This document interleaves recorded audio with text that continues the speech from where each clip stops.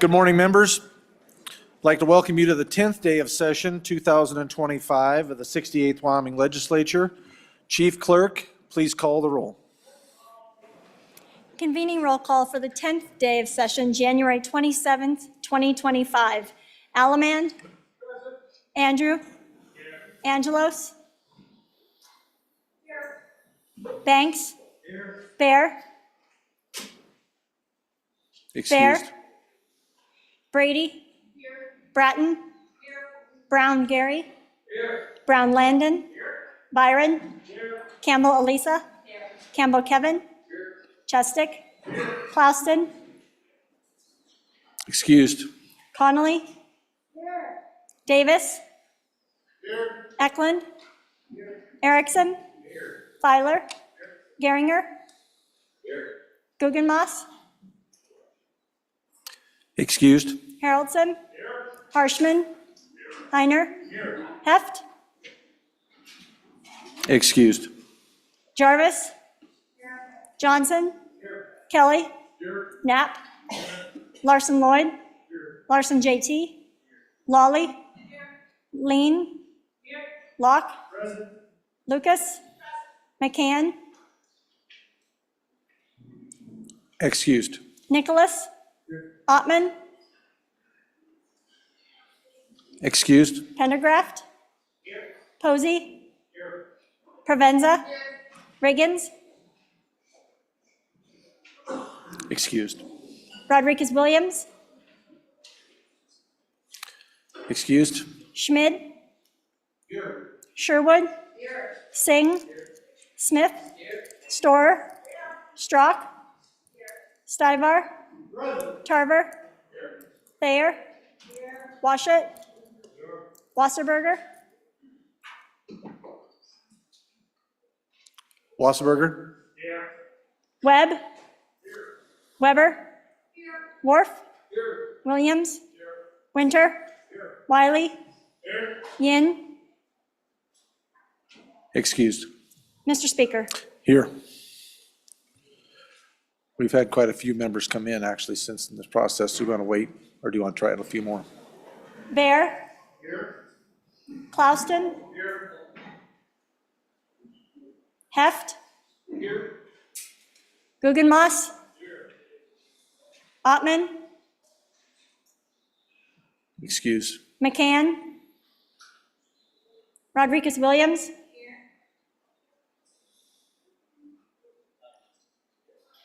Nope. Okay, we'll hold it open briefly here. A few more minutes till we get the rest of the members in here. Fellow members and guests, next is our prayer this morning, and this will be led by Pastor Andrew Hill. He is the pastor at Trinity Lutheran Church in Rock Springs and Emmanuel Lutheran Church in Green River, Wyoming. Welcome, Pastor Hill. Thank you. Let us pray. In the name of the Father, and of the Son, and of the Holy Spirit, amen. Heavenly Father, you alone are Lord of all things, and in your infinite wisdom you have so directed our lives that you would exercise your rule through these elected representatives. Grant your spirit of wisdom to all whom you have placed into authority, so that they might know and acknowledge their failings, limitations, and even their own sins. Give them true humility, so that they might seek wisdom from you alone, and through your holy scripture come to know the evil that you will to be punished and the good that you will to be rewarded. Grant that by the same scripture, these leaders be led to a knowledge of the truth, a preservation of their faith, and so seek salvation in no one but your Son, Jesus Christ, who gave himself for their sins. Dear Lord, we ask that you would bless this great state of Wyoming and all her people. According to your will, make her bounteous in resources and prudent in their use. Prosper the families you place here, and protect both parents and children from all that would do them harm. Give to us, her citizens, your spirit of peace, so that we might joyfully submit ourselves to that government which rules according to your word, so that by the same government and by our lives we might testify to your goodness and your mercy. Finally, O Lord, open the door of faith to those who do not know you. Create opportunities for the people of this beautiful state to come to know the far greater beauty of the forgiveness of sins that we have in Jesus Christ, your Son. We pray all of this in his holy name. Amen. Thank you, Pastor Hill. Fellow members and guests, please join me in the salute to our flag.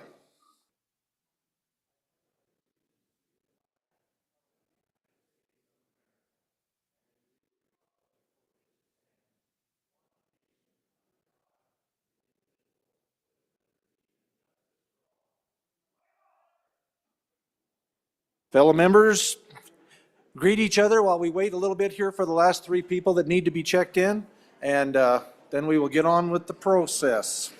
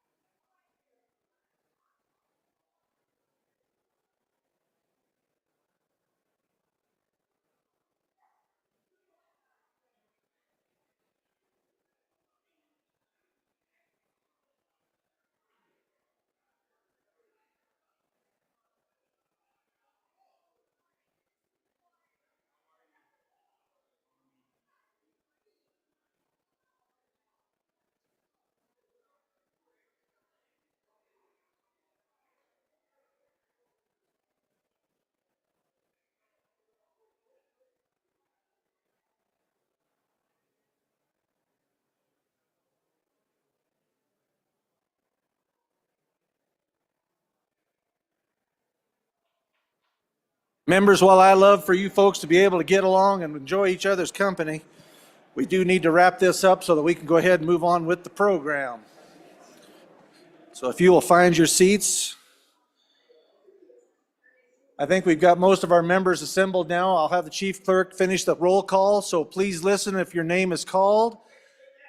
Answer in the affirmative, and we will move on. Chief clerk. McCann. Ottman. Yin. 61 present, 1 excused. Thank you, chief clerk. Next is our journal committee report. Your journal committee reports that the journal of January 24th, 2025 has been read and recommends that it be approved. Representatives Posey and Jarvis. Thank you. Next, I'd like to introduce you all, ladies and gentlemen, to someone that you have the opportunity to be able to work with. How many of you in here deal with and have worked with NCSL?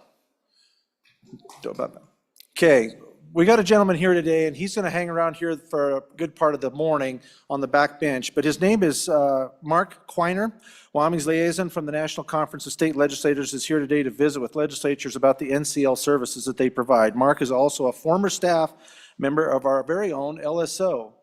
The Wyoming legislature belongs to NCSL, and the organization has a wealth of resources to help you with your legislative work. Mr. Quiner will be on the back bench, as I stated, and be there available to answer any questions you would have. So I would encourage you all to please stop by and say hi to him if you have a few moments. And I would also like for him to address the body at this time. So, Mr. Quiner, if you would please.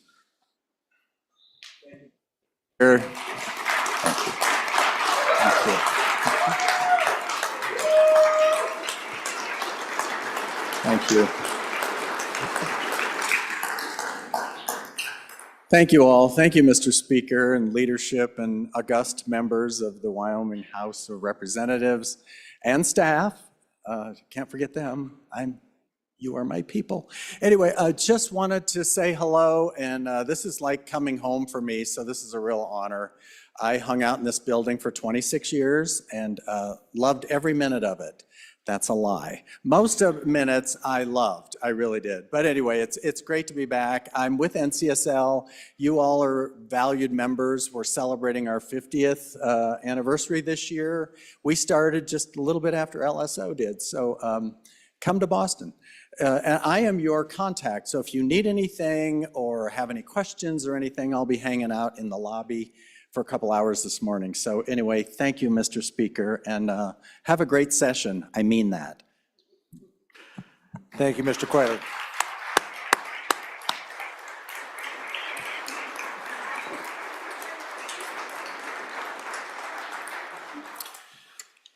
I would encourage you all, as he's back there, to take advantage of the opportunity to see what NCSL can provide for you as a legislator. And so here is your chance to learn more about them, and you can certainly do that today. So I would encourage you to do so. We do not have any messages from the Senate according to this. So the next thing we're going to be involved in is introduction of bills. I have quite a, oh, excuse me. I'm sorry, I almost overrun there. Representative Lawley, do you have something for us? Thank you, Mr. Speaker. Privilege of the floor. Please. Thank you. Ladies and gentlemen, I'd like to introduce you to one of my constituents, actually 3 constituents, 2 just don't vote yet, but up here in that, what I believe to be the North Gallery, is Tammy Young, who's the current chairman of the Washakie County GOP, and her 2 daughters are here. And her daughter Zaylee, who is in 8th grade, and Jada, who's in 5th grade. They are doing what we love. They're coming to tour the Capitol. They're coming to watch us do our jobs, and I would like you to welcome them to the People's House.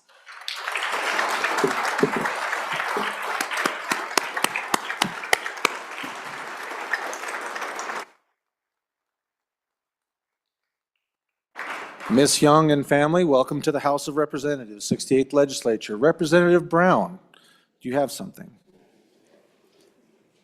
Mr. Speaker, privilege of the floor. By all means. Ladies and gentlemen, we all have that person in our lives that really make an impact on us. And throughout our life, they have done things for us that we never forget. Today in the South Gallery is Pastor Tommy Miller of Fellowship or Faith Baptist Church here in Cheyenne.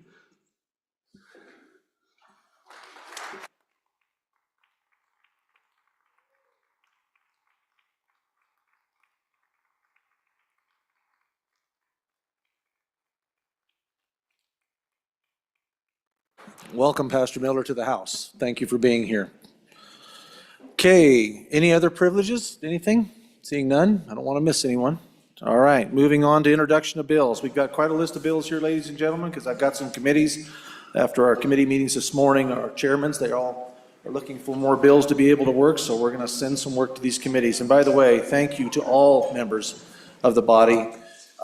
You guys are doing some incredibly good work here, moving your legislation and hearing testimony. So I just want to thank the committee chairs publicly, vice chairs, and also all the members of the committees for doing such a good job so far. I hear much response from the people out and the folks that are giving testimonies that they appreciate the work that's being done and how well it's being done. So keep up the good work, everyone.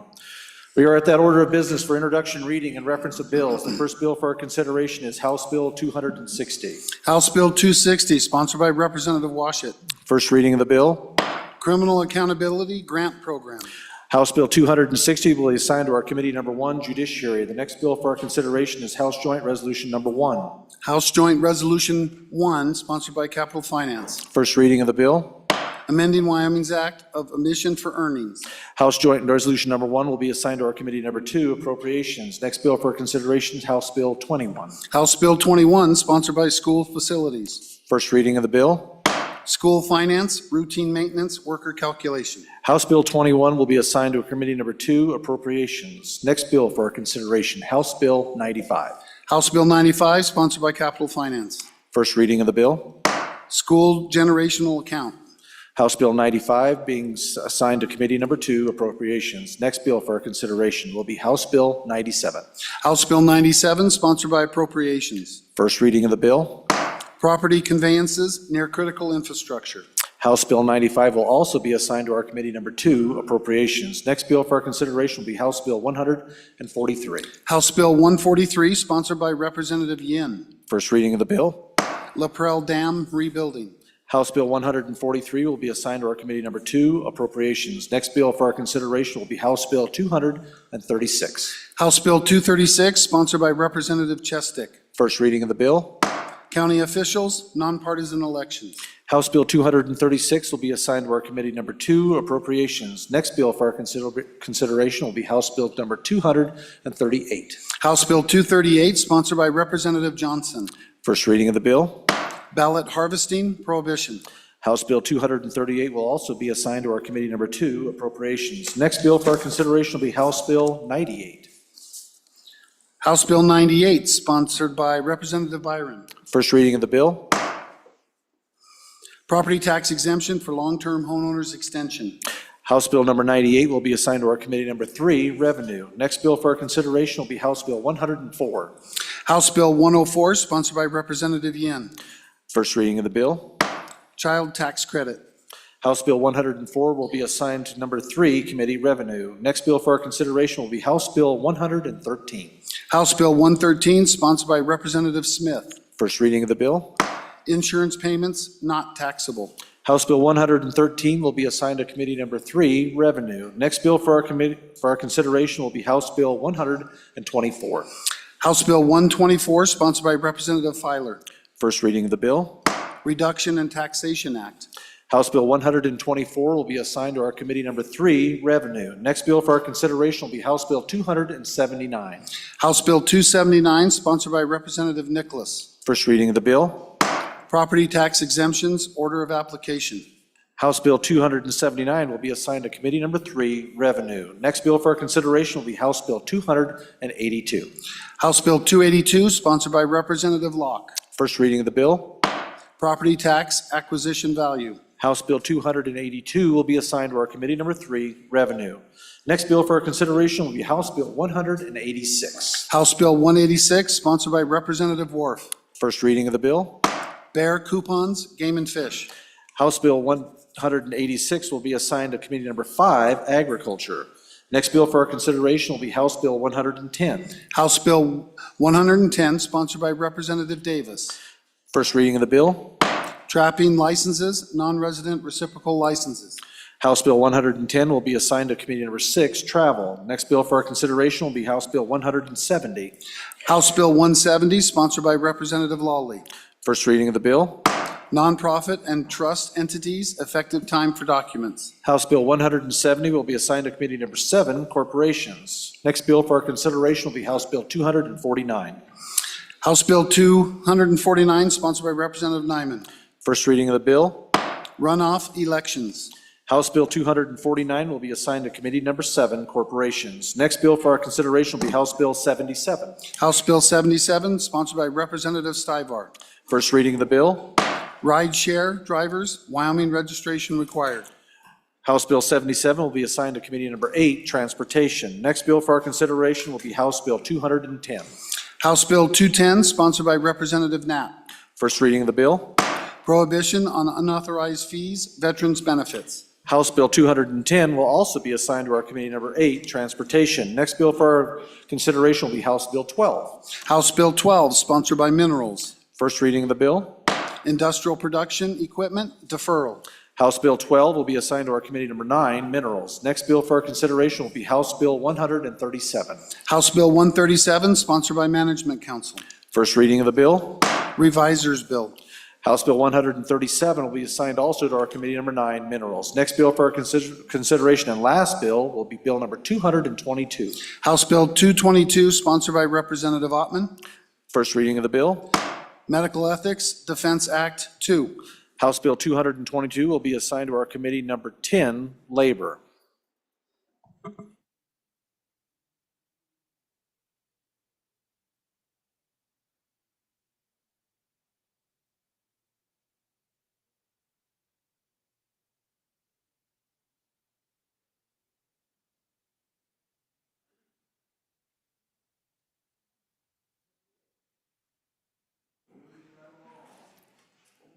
Mr. Chairman? Oh, Mr. Representative Speaker. Ottman, please. Thank you. Mr. Speaker, privilege of the floor. Please, go ahead. Thank you. In the North Gallery, I guess that's where we figured, is some friends from Fremont County. I have a couple students that are up there, Matthew and Carson, who study with classical conversations. They're here today observing the legislature. And then friends Tina and Charlie and Jessica. So could we please welcome them?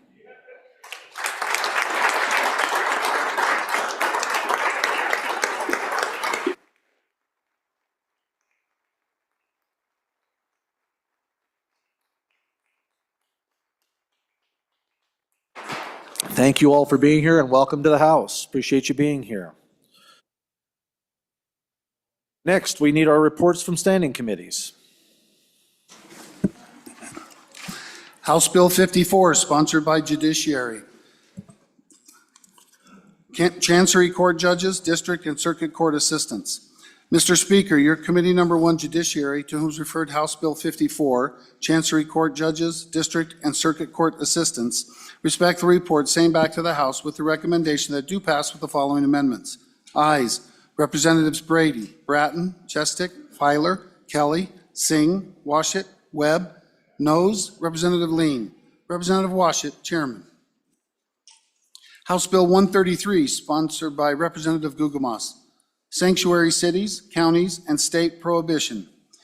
Mr. Speaker, your Committee Number 7, Corporations, Elections, and Political Subdivisions, to whom is referred House Bill 133, Sanctuary cities, counties, and state prohibition, respect the report, same back to the House with the recommendation do pass with the following amendments. Ayes, Representatives Brown, Heft, Johnson, Knapp, Locke, Lucas, Webb, Weber. Noes, Representative Yen. Representative Knapp, Chairman. House Bill 207, sponsored by Representative Washit. Religious Freedom Restoration Act. Mr. Speaker, your Committee Number 1 Judiciary, to whom is referred House Bill 207, Religious Freedom Restoration Act, respect the report, same back to the House with the recommendation that it do pass. Ayes, Representatives Brady, Bratton, Filer, Kelly, Lean, Singh, Washit, Webb. Noes, Representative Chestick. Representative Singh, Vice Chairman. Thank you, Reading Clerk. Moving on, next order of business, and that it is that order of business of bills on second reading. The first bill for our consideration is House Bill 39. House Bill 39, sponsored by Revenue, Property Tax Refund Program Revisions. House Bill 39, having been read two separate times, the question is, shall the bill be read a third time? Hearing no objections, it is so ordered. Next bill for our consideration is House Bill 92. House Bill 92, sponsored by Agriculture. House Bill 92, having been read two separate times, the question is, shall the bill be read a third time? Seeing no objections, it is so ordered. Next bill for consideration is House Bill 259. House Bill 259, sponsored by House Appropriations, Supplemental K-12 School Facilities Appropriations 2. Okay, we have amendments. First amendment being brought by Representative Bear. Who's going to speak to this? Representative Bear, please. Thank you, Mr. Speaker. I withdraw second reading amendment number 1 to House Bill 259 and ask for your support of second reading amendment number 2. Seeing no objection, the amendment has been withdrawn. Thank you, Representative Bear. Next amendment for our consideration on House Bill 259, second reading amendment number 2, brought by Representative Clausen. Representative Clausen, please proceed. Thank you, Mr. Speaker. I bring you second reading amendment number 2 to House Bill 259, and I ask for your favorable consideration. I spent 7.5 hours on Saturday taking phone calls from people dealing with this. Again, trying to find some way to get funds for our school at Campbell County High School and for the bus barn.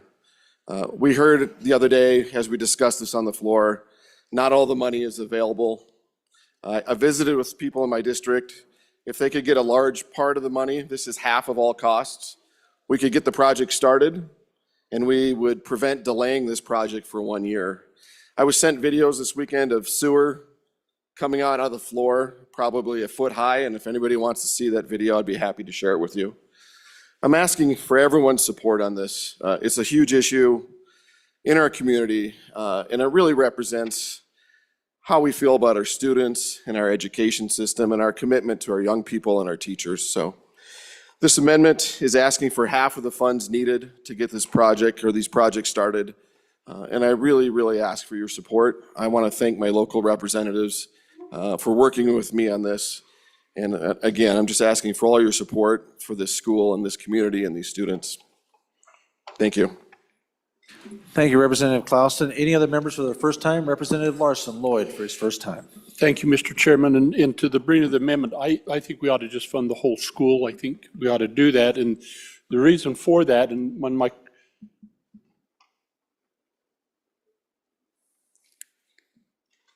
my question back to the presenter of the amendment is, if you only fund it half, my understanding is you have to have the entire appropriation before they can start construction. So, and maybe the school facility chairman can help us on that, but that's my understanding. And if I'm wrong, correct me, please, because I'm in favor of the amendment, but I just want to make sure that they can get, when they're done with the drawings and are ready for construction, they should be able to have the funds in place, let the bids, and get under construction.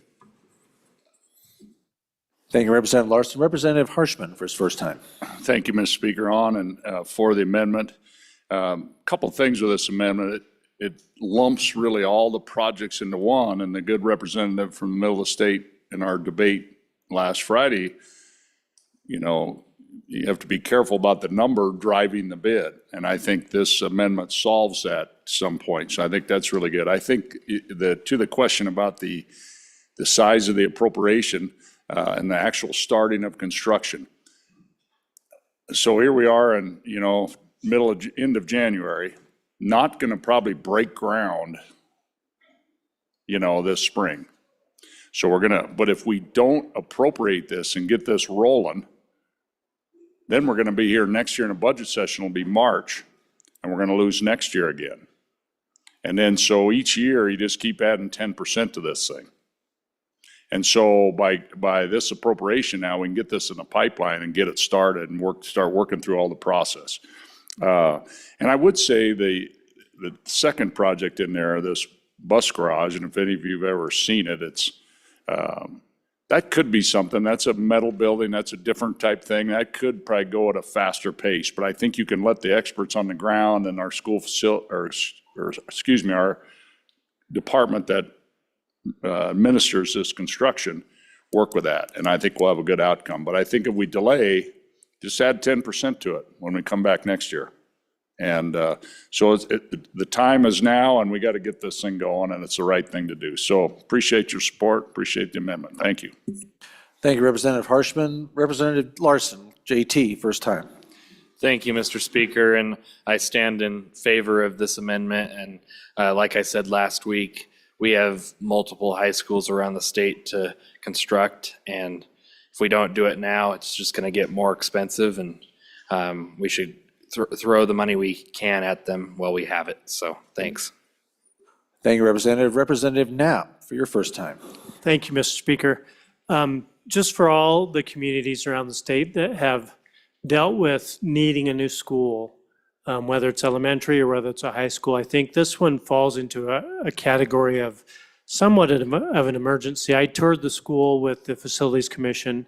I'm up there all the time, and when you do have actual sewage coming up in the systems and ceilings leaking and things like that, the concern that I have is that if it gets to the point, which they did have to shut down some summer classes, if it gets to the point where they need to get out of the building, we're looking at emergency modulars pulling up to have classes for a high school. So I would ask for a favorable vote on this amendment.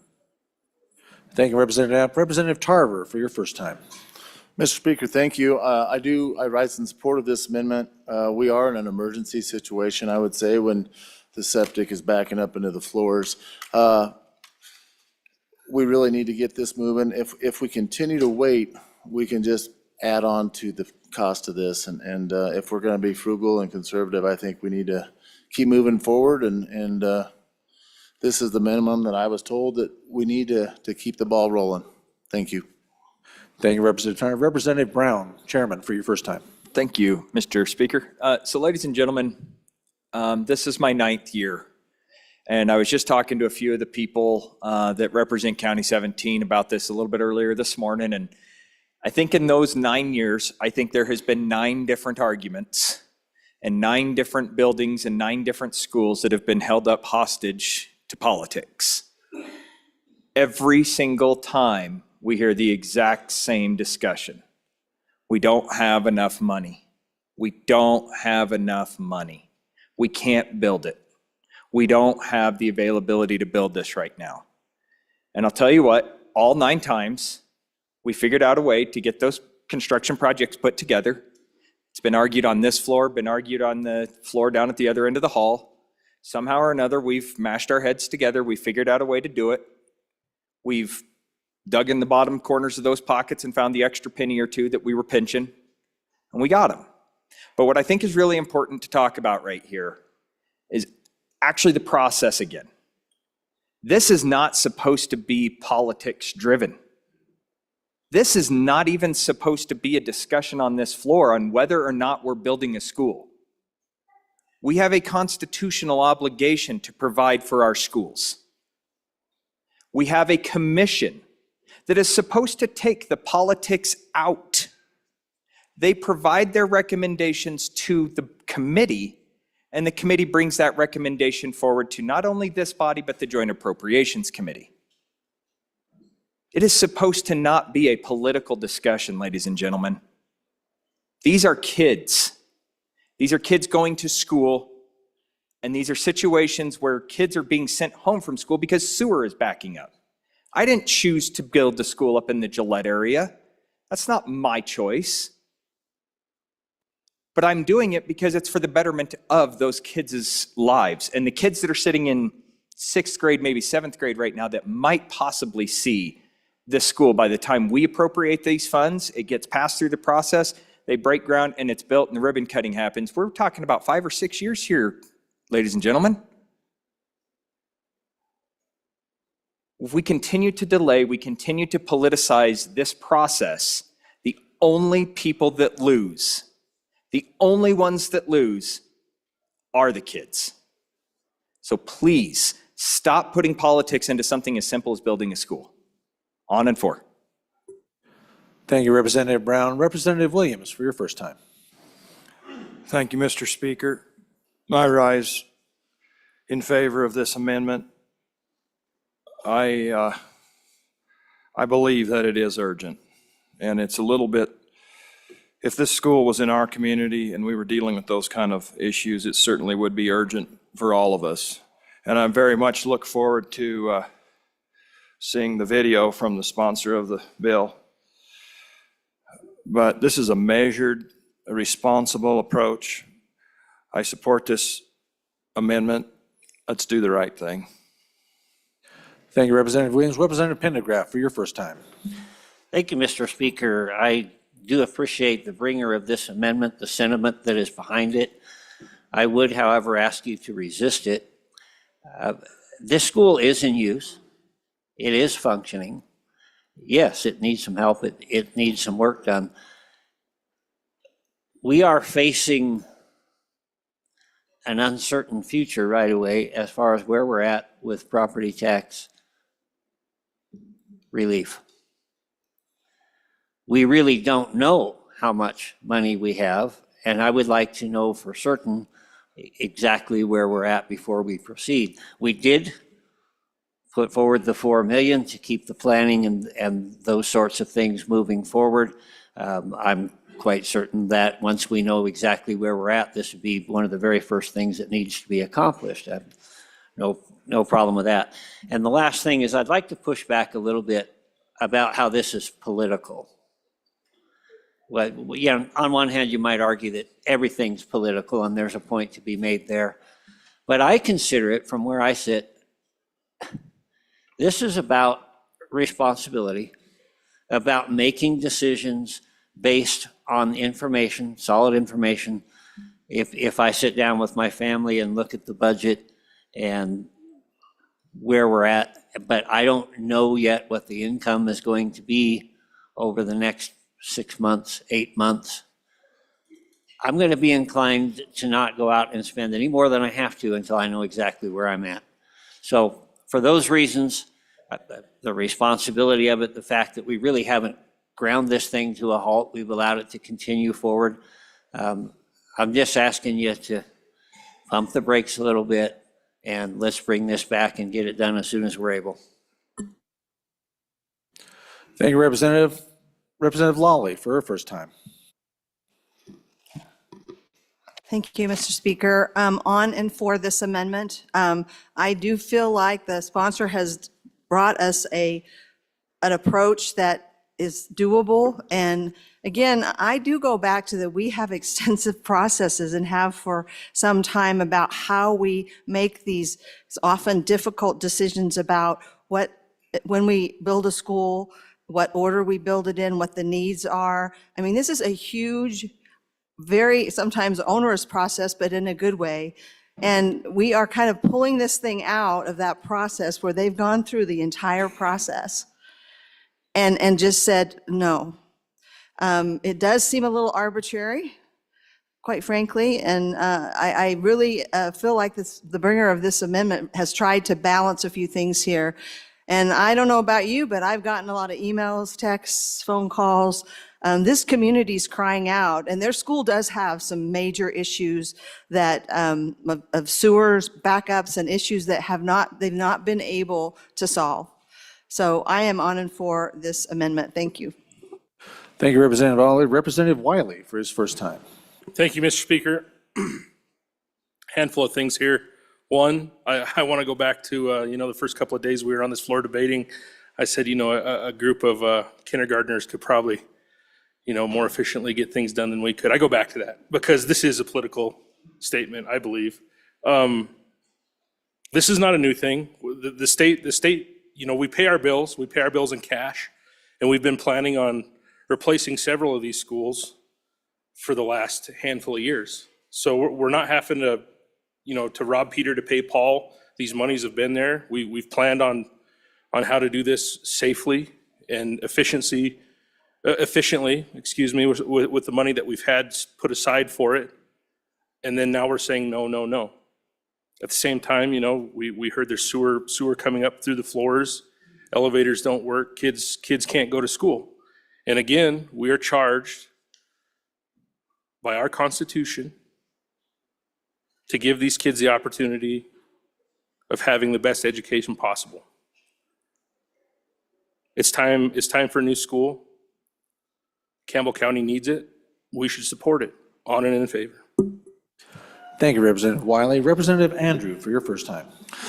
Thank you, Mr. Speaker. On and in support of this amendment, I think this is a very good compromise that addresses some of the problems that we had with the last amendment. I know that there is a lot of need to cut back and save money, but I don't think that this is necessarily the place to do it. It does sound like the need for this school is probably an emergency, and I also think that the appropriation in this bill is significantly more reasonable than what we had before from my own research, which could be lacking some variables. Admittedly, it seems like this is an appropriate appropriation for a school of the size that they would need, that would be an adequate facility. Thank you. Thank you, Representative Andrew. Representative Filer, for your first time. Thanks, Mr. Speaker. On and for the amendment. And years ago, I've heard this same analogy used in this body many times. But if being a conservative side of me, when I'm very fiscally conservative, I look at the old pickup for my construction company, right? So the old pickup truck's got all these different problems with it, where you're dumping money in it, it's becoming not roadworthy, it's not safe. And then it's that time when you got to look at, when is it time to purchase the new truck? Because I'll be honest with you, it's a lot cheaper to maintain a new truck than it is an older one. And when you have all these problems that keep coming and coming, and with the inflation rates and the value of our dollar the way they are now, if we keep kicking the can down the road, it's going to cost me and my construction company a lot more money to purchase that same truck. So I'm in favor of this amendment, Mr. Speaker, and I think we try not to kick this can down the road too far and make sure those kids up there in that coal country are taken care of. Thanks, Mr. Speaker. Thank you, Representative Filer. Yeah, and I would try to keep your comments that we're not discussing conservative or liberal or anything like that, or the political part of this out of that. I would appreciate that in the discussion. So stay on the amendment, what the issue is. Representative Yin, for your first time. Mr. Speaker, thank you. So members, we heard from a member of Appropriations that we should wait, just chill out till we figure out how much we're spending on property tax relief. I wonder, how long should we wait exactly? We know some of that money is going to go to out-of-state homeowners. Are they the priority, or is it the kids that have sewage coming out of the drains the priority? Think about that in a way you vote. Thank you, Mr. Speaker. Thank you, Representative. Any others for their first time? First time. Second time. Seeing no one, well, Representative Larson. Lloyd, second time. Thank you, Mr. Chairman. I just want to reiterate my support for the amendment. My question earlier is if getting half of it now lets us proceed to the point that we could start construction if our documents were done, design and engineering was done. I'm still not sure. Me and the chairman from Select School, maybe we're both a little uncertain on that, and I'll find out. I think we support this, and I would think that, highly suspect there might be a third reading amendment that completes the funding to where it's all in place as it should be. Thank you, Representative. Second time, Representative Pendergraft. Thank you, Mr. Speaker. One of the interesting things about sitting on the committee that I sit in is everybody comes to you with a story. And I don't use that word story in a degrading fashion. But everybody wants to make the very best case for why they need the funding. And you can look at situation after situation after situation. And when you isolate that situation, your initial reaction was, well, of course, makes sense. But at some point, you have to pause a little bit and you have to try to weigh things. You know, I keep hearing the sewer issue. No, we don't have raw sewage running down the hallways. It did happen once, and there are some bathrooms that have been shut down because of that, and that's not a great thing. But it is functioning. The students are there. The other thing that I would mention is the People's Initiative. They are clamoring for a tax break, for some help. And I think it's good to send a message to the people that your actions have effects as well. There are consequences to everything we do. Everything that we fund affects something else. So I would just ask you to consider that. Again, I'd ask you to push back against this amendment, and you vote the way you believe you need to. Thank you. Thank you, Representative. Any others for their second time? Representative Knapp for your second time. Mr. Speaker, thank you. And the good representative is correct. We have many needs amongst our communities and many processes to get those needs in. And to come just randomly and ask for help is one thing. I would be the first one to say, if you have a project in your community, the proper avenue sometimes is the SLID board to get that funding done and to go through the process. Don't just ask arbitrarily. This school has been through the process. This community has been through the process. The Mercer study is very, very important because it does allow us to see if a school can be rebuilt or if the school needs to be replaced. And it ranks those schools in accordance with the need. This school has been through that process multiple times. And as it stands right now, it is a priority. And so it's not just coming in a off-budget year or anything like that to say, geez, we've got this project, let's do this now. This is a process. And I believe in processes. And it's time for this school to be a priority. And I would ask for your favorable consideration. Thank you, Representative Knapp. Representative Wiley for your second time. Thank you, Mr. Speaker. I want to push back a little bit on, a couple of speakers ago from the land of the Bighorn Mountains. We keep hearing about this People's Initiative. Well, folks, my inbox is full of folks telling me, hey, we need this, we want this, we didn't vote for this. 9% is not a People's Initiative. Doing work for the state of Wyoming, and when we raise our right hand, when we get in this chamber, is the People's Initiative. Helping kids across the state is our duty, not an initiative, not a mandate. Let's do what's right, on and for. Thank you, Representative Wiley. Any others for their second time? Going once, second time, going twice. To the bringer of the amendment, Representative Clausen. Thank you, Mr. Speaker, and thank you, colleagues, for the discussion. I really appreciate the discussion on our finances and the processes. Again, this has gone through 4 Mercer studies going back to 2018.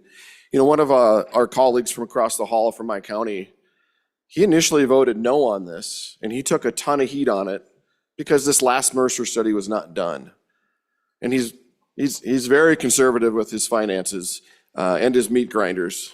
So if you know any of that story.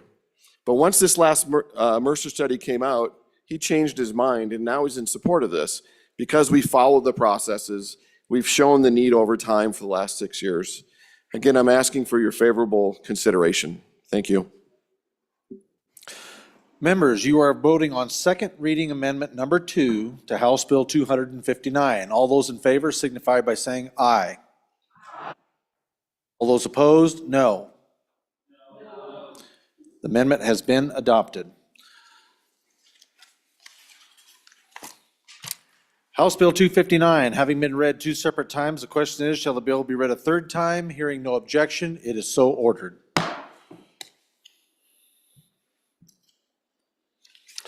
Moving on to bills on 3rd reading.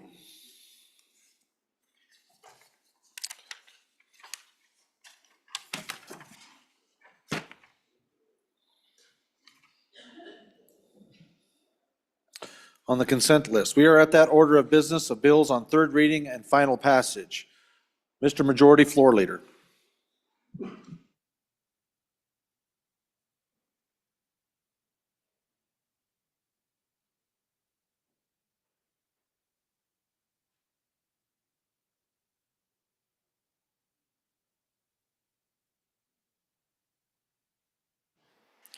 Mr. Speaker, the consent list changes all the time, so I had to get the latest update here. Having been in your position, Majority Leader, I appreciate that statement. Yes, sir.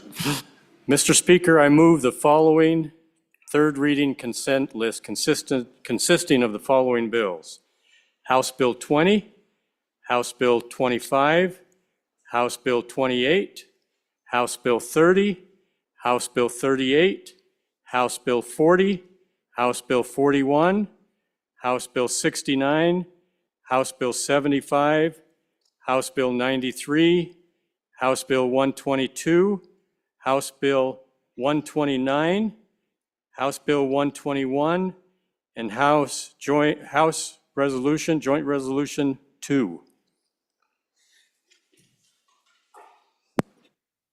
Would anyone like to remove any of these bills from the consent list? Any member, you may remove any of these bills mentioned by the Majority Leader. Seeing none, the reading clerk will read the bills of the consent list. House Bill 20, sponsored by School Facilities, K-12 School Facility Leasing, an act relating to K-12 school facility leasing.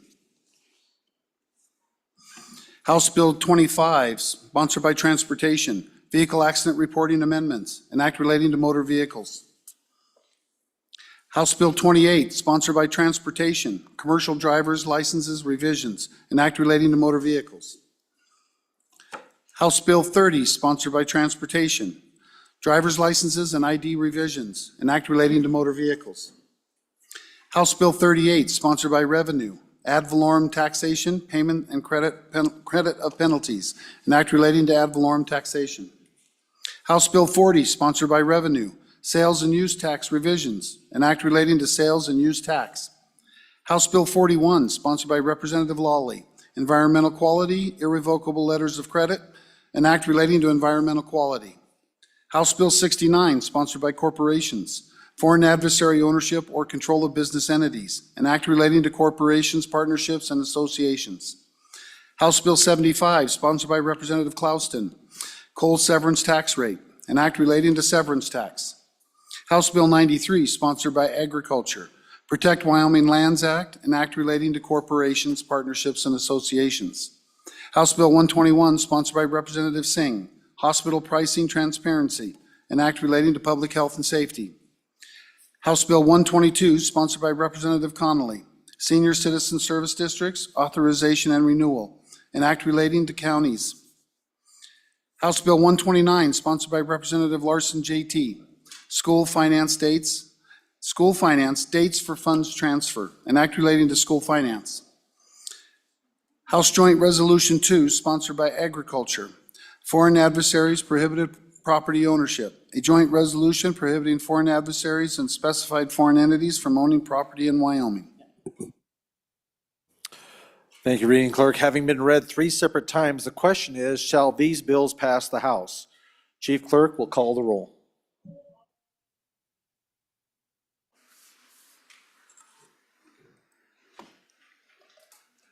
Allemand? Andrew? Angelos? Banks? Bear? Brady? Bratton? Brown, Gary? Brown, Landon? Byron? Campbell, Elisa? Campbell, Kevin? Chestick? Clouston? Connolly? Davis. Eklund. Erickson. Feiler. Geringer. Guggenmoss. Haroldson. Harshman. Heiner. Heft. Jarvis. Johnson. Kelly. Knapp. Larson Lloyd. Larson JT. Lawley. Lawley. Lean. Locke. Lucas. McCann. Nicholas. Ottman. Pendergraft. Posey. Provenza. Riggins. Excused. Rodriguez Williams. Schmid. Sherwood. Singh. Smith. Storer. Strzok. Stivar. Tarver. Thayer. Washut. Wasserberger. Webb. Weber. Worf. Williams. Winter. Wiley. Yin. Speaker Nyman. Are there any changes? Closing vote. Vote closed. 61 aye, 1 excused. As for House Bill 20, are there any changes?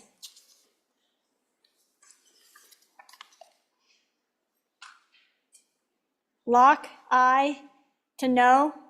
Allemand, aye to no. Pendergraft, aye to no.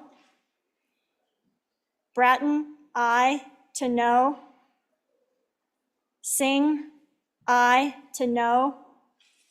Stivar, aye to no. Brown, Gary, aye to no. Smith, aye to no. Johnson, aye to no. Lucas, aye to no. Strzok, aye to no.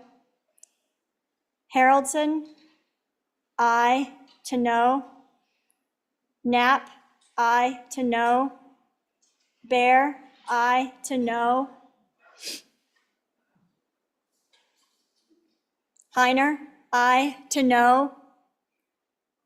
McCann, aye to no. Weber, aye to no.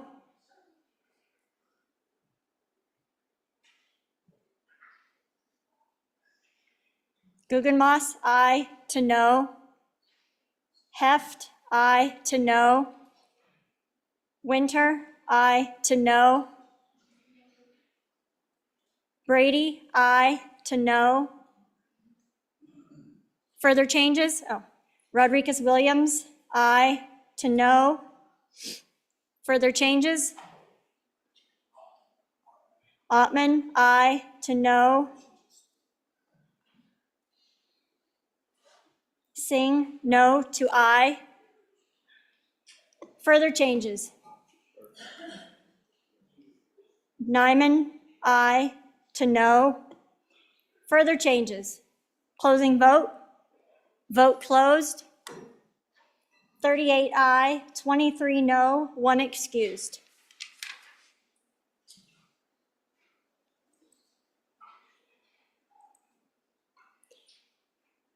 As for House Bill 25, are there any changes? Are there any changes? Lean, aye to no. Brown, Gary, aye to no. Stivar, aye to no.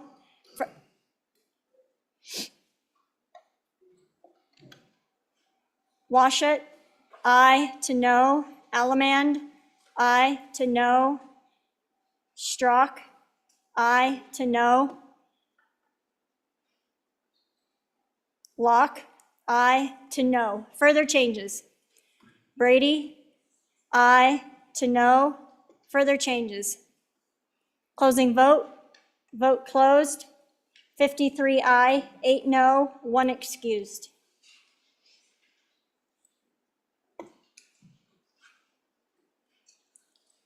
As for House Bill 28, Are there any changes?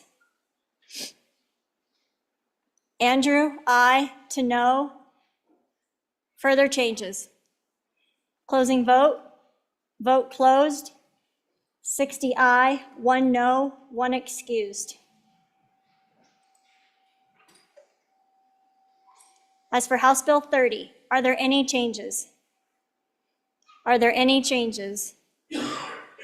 Closing vote. Vote closed. 61 aye, 1 excused. As for House Bill 38, are there any changes? Andrew, aye. To no. Further changes? Closing vote. Vote closed. 60 aye, 1 no, 1 excused.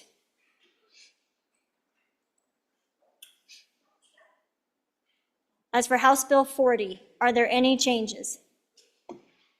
Are there any changes? Closing vote. Vote closed. 61 aye, 1 excused. As for House Bill 41, are there any changes? Are there any changes? Closing vote. Vote closed. 61 aye, 1 excused. As for House Bill 69, are there any changes? Are there any changes? Closing vote. Vote closed. 61 aye, 1 excused. As for House Bill 75, are there any changes? Provenza, aye. To no. Sherwood, aye. To no. Chestick, aye. To no. Storer, aye. To no. Further changes? Further changes? Closing vote. Vote closed. 57 aye, 4 no, 1 excused. As for House Bill 93, are there any changes? Are there any changes? Provenza, aye. To no. Chestick, aye. To no. Storer, aye. To no. Yin, aye. To no. Further changes? Further changes? Closing vote. Vote closed. 57 aye, 4 no, 1 excused. As for House Bill 121, are there any changes? Are there any changes? Provenza, aye. To no. Chestick, aye. To no. Storer, aye. To no. Further changes? Further changes? Closing vote. Vote closed. 58 aye, 3 no, 1 excused. As for House Bill 122, are there any changes? Smith, aye. To no. Further changes? Kelly, aye. To no. Haroldson, aye. To no. Singh, aye. To no. Stivar, aye. To no. Bear, aye. To no. Allemand, aye. To no. Heft, aye. To no. Ottman, aye. To no. Rodriguez-Williams, aye. To no. McCann, aye. To no. Brady, aye. To no. Wharf, aye. Wharf? Wharf, aye. Schmid, aye. To no. Winter, aye. Winter, aye. To no. Johnson, aye. To no. Brown, Gary, aye. To no. Weber, aye. To no. Further changes? Further changes? Closing vote.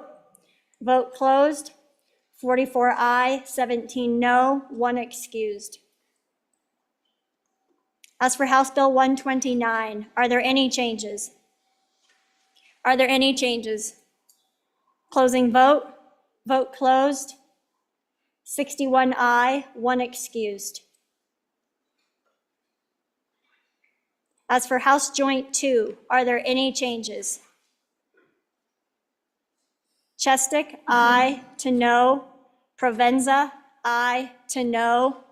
Storer, aye to no. Further changes? Closing vote. Vote closed. 58 aye, 3 no, 1 excused. Having received the affirmative vote of the majority of the members elected to the House of Representatives, House Bills number 20, 25, 28, 30, 38, 40, 41, 69, 75, 93, 121, 122, 129, and House Joint Resolution number 2 have passed the House.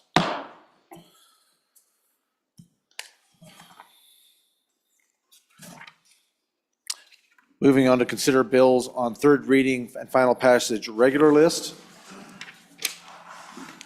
We are at that order of business of bills on third reading and final passage. The first bill for our consideration is House Bill 22. House Bill 22, sponsored by Representative Campbell.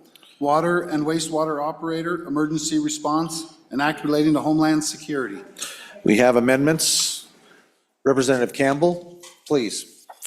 Good morning. Thank you, Mr. Speaker. I move third reading, first amendment to House Bill 22. Third reading.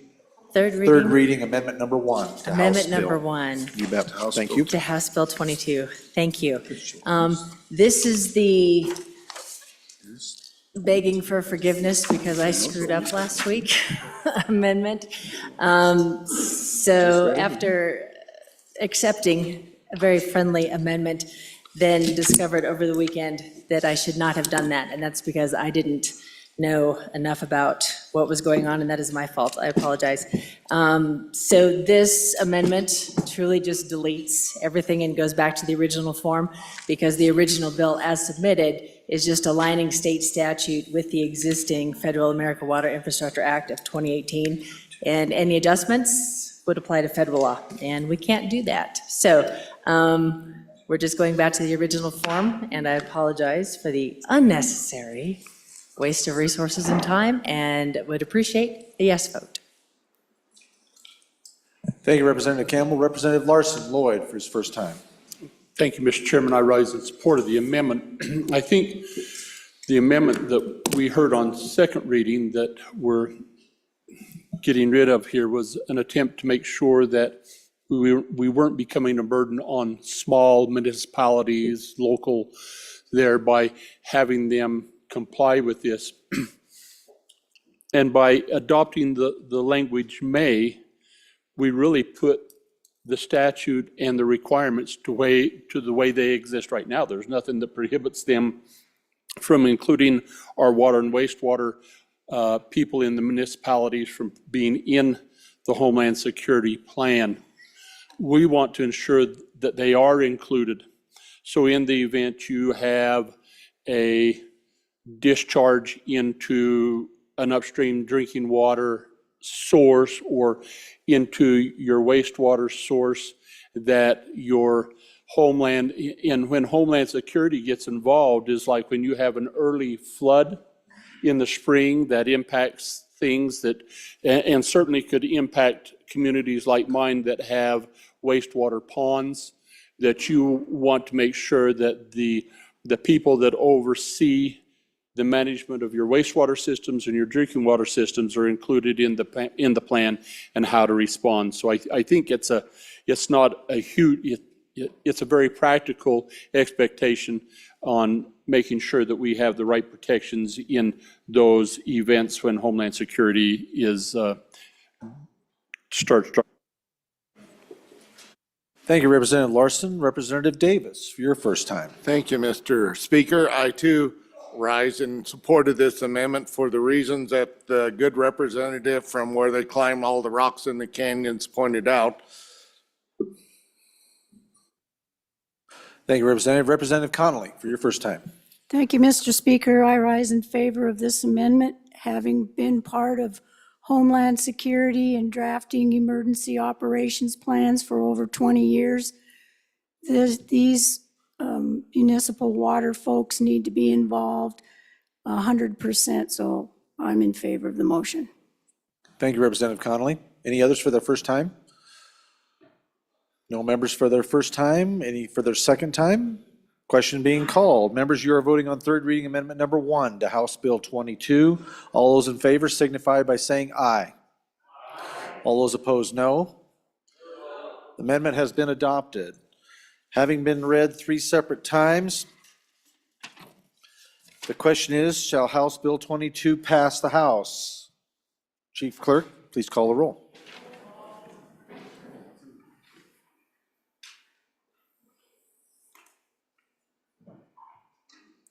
Allemand. Andrew. Angelos. Banks. Bear. Brady. Bratton. Brown Gary. Brown Landon. Byron. Campbell Elisa. Campbell Kevin. Chestick. Clouston. Connolly. Davis. Eklund. Erickson. Feiler.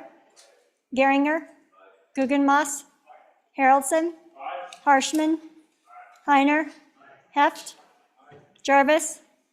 Johnson. Kelly. Knapp. Larson Lloyd. Larson JT. Lawley. Lean. Locke. Lucas. McCann. Nicholas. Ottman. Pendergraft. Posey. Provenza. Riggins, excused. Rodriguez Williams. Schmid. Sherwood. Singh. Smith. Storer. Strock. Stivar. Tarver. Thayer. Washut.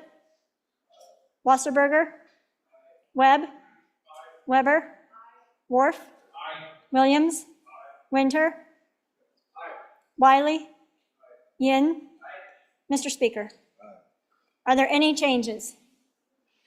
Are there any changes? Closing vote. Vote closed. 61 aye, 1 excused. House Bill 22, having been read, having received the affirmative vote of the majority of the members elected to the House of Representatives, House Bill 22 has passed the House. Next bill for our consideration is House Bill 33. We have amendments. House Bill 33, sponsored by Transportation. Vehicle Sales and Use Tax Distribution Highway Fund, an act relating to sales and use tax. Thank you, Reading Clerk. Representative Harshman. Thank you, Mr. Speaker. I'd move third reading amendment number 1 to House Bill 33. And Mr. Speaker, I'll probably withdraw this when we have some debate on this, but this is really an important bill. It's going to affect our entire state budget. I just think we ought to pause a minute and think about whether we want to pass this bill out of the House. And so what the bill does is take sales and use tax, and you read the title, it's written pretty tight. Sales and use tax on the sale of vehicles in our state and sends it to our department that builds our roads. They need more money. Everybody needs more money. But when you take this out of the general fund, because these sales taxes, and let's just talk sales tax for a minute, 70% of it comes to the state, 30% to the locals, and we've, traditionally the legislature has given local governments the most stable tax revenue. It's property tax and then some sales tax, where the state has taken on the most volatile, which is mineral taxes and sales tax. And now, of course, investment income but it has its volatility as well. And so Wyoming, we're always in the top 3 most volatile revenue sources in the country. So then you take this 140 million out of our biennial budget to send to this agency, which I think it was in the 20s when we created a commission to get it out of this room, right? This room was built in 1917, but to get it out of this room so politicians weren't building roads, right, in their own backyard. If you had the votes, you could get a road through your town. Maybe your main street could be a state highway and be maintained by the state. And so a commission does this. And we've been really careful. We've kept general funds out of this. So a huge amount of federal funds and then the fuel tax. Okay, and just so I guess the appropriateness of having this non-political, commission-run, independent of the general fund is really important. And so now we're going to take this swath of general fund and just say, magically it doesn't work here anymore, we're just going to give it to this agency. And so I think that's really problematic. And this amendment, Mr. Speaker, I wanted to put fuel tax in there, but I think it was written too tight, so I went ahead and put a sales tax. And so some states do sales tax on fuel, most do fuel tax, some do both. But you can see the amendment, 3 penny sales tax on fuel would equal this amount. It's about 25 million per penny. I don't know, I think it's about 65% of the diesels sold is to out-of-staters. I think it's just under 20% of the gasoline is to non-residents as well. But let's talk about fuel tax for a minute, Mr. Speaker. And I talked here on second reading on Friday, you know, and if you go over here to the west, that state where we start zero on that big old interstate, where the 0 mile marker, they're 37 plus cents. And then you get on to Wyoming roads and we're 24 cents.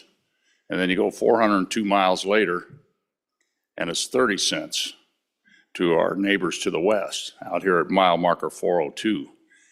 And so we're giving these massive trucks that do the damage of 13,000 cars a nice tax break because it's all apportioned, right? It doesn't matter if they fueled up 100, 200 gallons in the neighboring state and never touched a Wyoming gas station. They're still going to pay fuel tax in Wyoming. It's a portion. You see it on their license plates. So it's always, I think, good policy to keep our fuel taxes kind of right in with those two neighbors. So we're not giving a tax break to a massive amount of truck traffic that really fuels this country.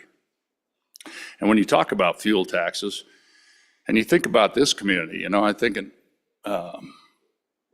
gas here today is 20 cents more than it is over the hill, that city where our university named after a famed French fur trapper. It's 20 cents more here than it is over there. It's 30 cents more than when I was back home in the middle of the state. I didn't fuel tax at work. I mean, in my community, on the east side, it's 10, 15 cents cheaper than it is on the west side. That's not fuel tax. And so fuel tax is put on these big racks, national racks, and we are such a small population. We're not even and so the last time we raised the fuel tax 10 cents, a university study said it raised 6 months later, our gasoline went up 1 penny. And so I just think for a policy thing, and that's not the question before us, Mr. Speaker, today, fuel tax, but I think we got to continue that discussion of 37 cents, 24 for our 402 miles, and then it jumps back up to 30. Why are we giving a tax break? To crush our roads. Okay, so this amendment does 3 pennies on this. And so then what does 140 million in the biennial budget pay for? You know, we generally talk our budget. If you're going to cut our state budget, number one, it's the Department of Health, right? They're the biggest state agency. We have the big five that make up about 65, 70% of our budget.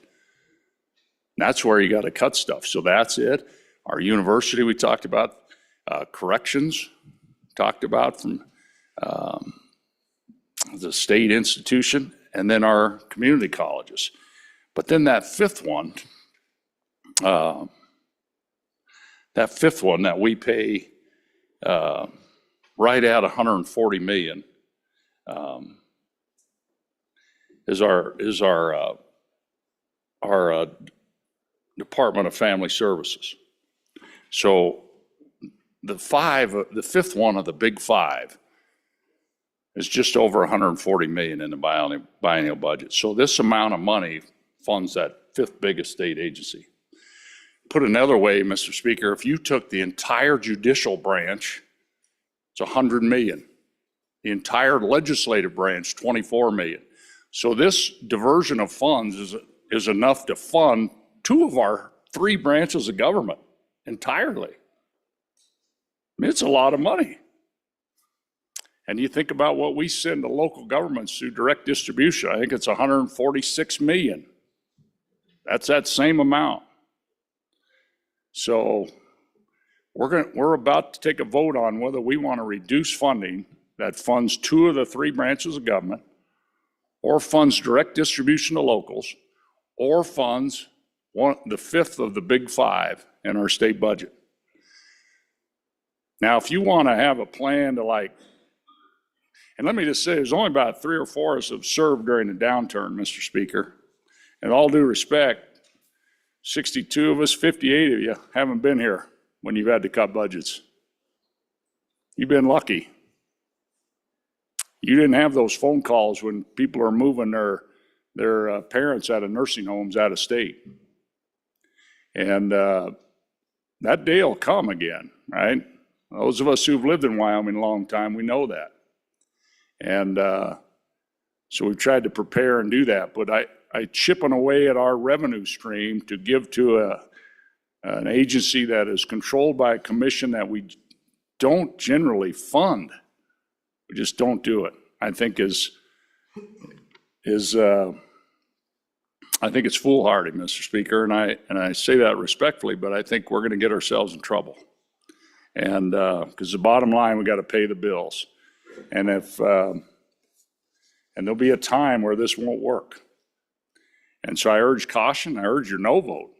And I will withdraw this, but I'd like some more debate on this idea and this conversation, Mr. Speaker, before I withdraw the amendment. Thank you, Mr. Speaker. Thank you, Representative Hirschman.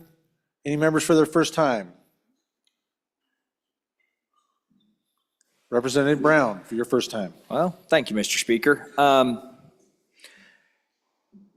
Ladies and gentlemen, your Joint Transportation Committee worked really, really hard over the past year. And one of the things that we tried to do was tried to find a way that we could come up with a couple of different solutions to fund our highways, one of those core functions of government.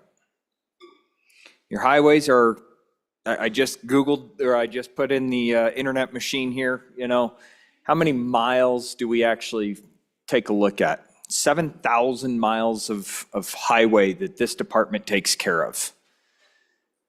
That's a lot of mileage. You had on top of that, you've got to plow all of that. You've got to surface cut all of those. You've got to take care of the rest areas when you have to stop and use the restroom. You have to take care of the truckers. We have to go out and send out these department employees to pick up trash off the roads and you name it, right? So we asked them, what do you guys think? And they said, well, we had a study done, and this study says that you guys are short by about $400 million. Considering the amount of roads that you have, the infrastructure that you need, everything that's going across the deal here, you're short by about $400 million. Okay, so we need to find a way to come up with $400 million. How are we going to do that? Well, to be honest with you, the committee had pretty much no appetite for raising a tax. We had everything from rubber taxes being brought forward. So you buy a new set of tires, you're going to get, a small percentage of those tires are going to be taxed. We'll put that into the highway fund. Increase in fuel taxes, as the good former Speaker of this House mentioned. Fuel tax is honestly probably one of the easier ones to do. But there was just no appetite in raising the cost to the average person, the average Wyomingite, raising any amount of money off of taxes. So then the discussion became, okay, what revenues do we have? Well, we have two that we could really look at. One of them was a bill that is still sitting in my drawer. It died in committee, and it was a diversion of the 1% severance tax. It had a smaller price tag, but that percentage, that 1% severance tax, we were going to stop putting that into savings, and we were going to fund the highway department with it. That's going to be about $100 million. Then we had this bill, which was another $140 million in a biennium. So we were trying to take a bite out of the apple, and we were trying to get about half of that apple put into our mouth all at one time here. And we had these two horses, knowing that one of them was likely not going to succeed, but we had two horses in the race. And so we brought this out here and we had this discussion. And I do appreciate the former chairman of Revenue having this discussion as well. I don't disagree. When it comes to highways, we're not funding them correctly. I have been through 4 different directors, and that same song is just being sung by a new artist. It's been the exact same song on repeat. We just now have a new artist recreating that same song, and it's we don't have enough money to take care of the roads that we have. So all those expansions that you want to see done, all those passing lanes that you want to see added, all those safety mechanisms on Highway 59 that probably need to be done, we don't have the money to expand those because we can't even hardly take care of what we have. And that's the honest truth of it, ladies and gentlemen.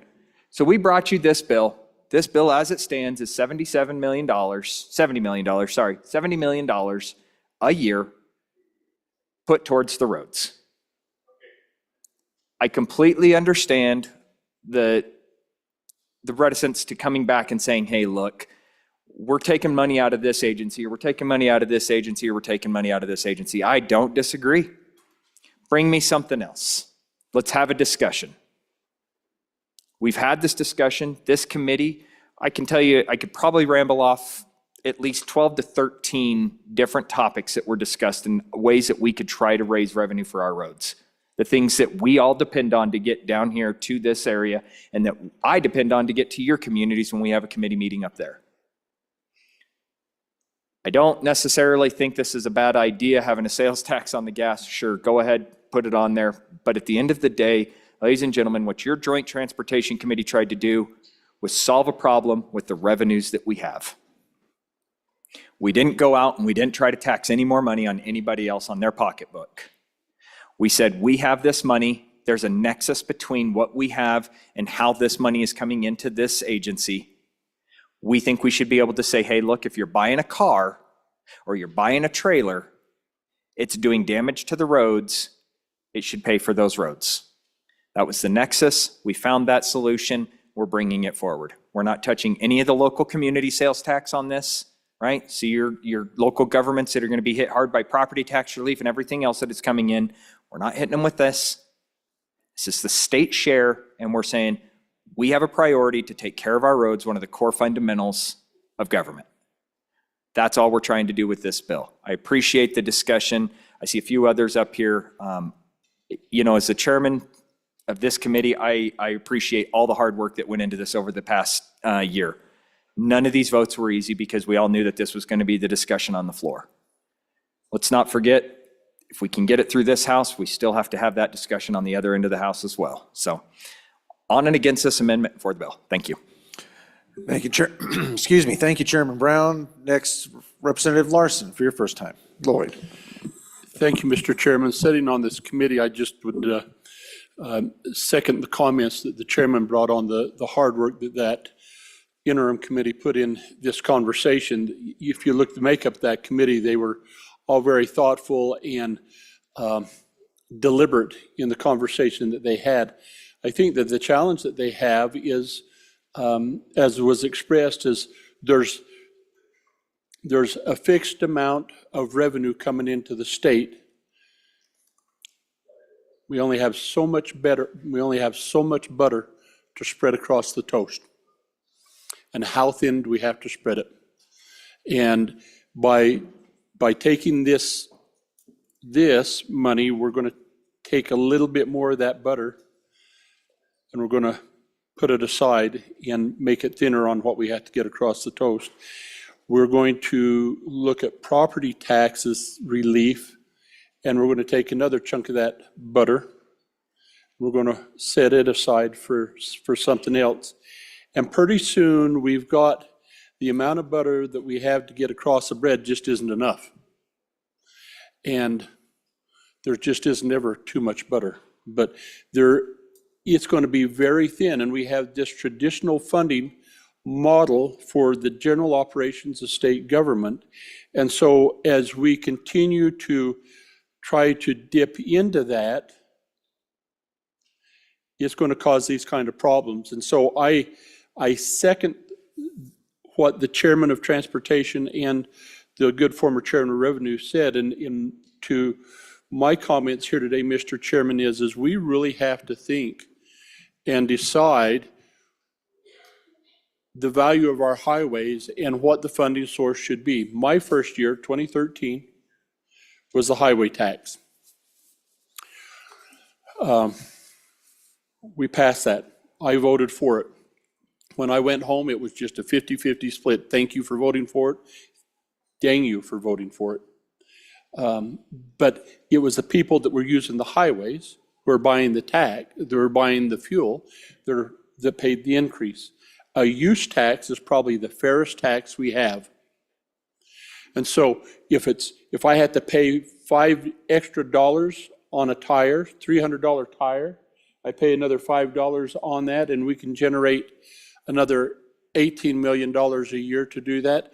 That seems logical to me. I would challenge this body here to start thinking of ways that we can keep our existing traditional historic funding of general fund operations in place and provide the revenue separately to help fund highways. In the 2021 step 2, step 3 cuts, the governor shut down. If you had a rest stop within, 5 miles from your community, they were going to close it down. People howled like a smashed cat because those rest areas were shut down, and how dare you do that, let alone the impact on Highway 28 going over the mountain where I live that was just shut because we didn't have snowplow drivers and we couldn't do those things. So please, now that I'm on that committee and am excited to do this, I support and realize the nexus. The sales tax has 2 highways, but I think it's the wrong nexus. I think maybe what we ought to consider, and maybe I'll do that in the budget, is maybe we ought to fund an equivalent amount out of the LSRA for a couple of years and give this body a chance to figure out an ongoing fund, and I need your help to do that. So thank you, Mr. Chairman. Thank you, Representative Larson. Representative Filer, for your first time. Thank you, Mr. Speaker. And just to let all of you know, I used to serve on a commission that overseen all of our great highways and seen the reports of, how bad our roads are, everything down to, the last speeding ticket that was written. And we had to go through these reports and have to deal with an enormous budget, usually $600+ million. But I think one thing we got to remember on this, Mr. Speaker, is I'm a firm believer that department should absolutely fund itself, like some other departments that we have. But we also got to understand that too, a lot of times that department gets matching funds from the federal government, or the bigger folks across the United States there. So when you look at something, whether it be, if we decide that we want to take some money out of the general fund or this account and say we want to fund $70 million or $100 million, a lot of times that turns into $200 or even more million coming back into our state. So when you look at these shortfalls of, $400 some million every year, it's kind of like what I said earlier, 10 years ago, that was $120 million, 10 years ago. I believe a few of us remember those speeches from the former speaker. It's $120 million that we had to that we would have had to fund more to that department in order to maintain our roads in their current state. And that's another thing I want to mention, everybody. All these things are for our roads in their current state. So if they're a bad road, they're probably going to stay a bad road, right? Unless we decide somehow we find a mechanism to actually fund this department, whether it's user fees or tax. I hate saying that word, but I mean, we got to do something. Otherwise, we're going to kick a can down the road that's going to be way more costly. And also, we got to remember our second largest industry in the state of Wyoming. And we all know that's tourism. And 90% of those tourists use those roads. They get them to where they need to be, whether it's in a great national park somewhere or a big rock that you see a bear climbing up, all those different things. They use these roads. So I think we definitely have to have a real honest grown-up conversation about this. It's the infrastructure of our state. And that department, trust me, does things really lean in a lot of areas to try to cut costs and save costs. But remember, some of those dollars can be matching, where we can get federal dollars and we can get a lot more out of that. So on and against the amendment for the bill, Mr. Speaker. Thank you, Representative Filer. Representative Nicholas, for your first time.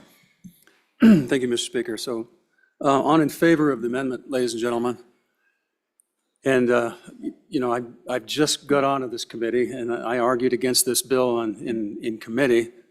And the good chairman of this committee was a little upset with me. And he's probably upset right now. But I spent the last 12 years on appropriations. And so I've got this core belief in how we fund our state government and how the state government operates.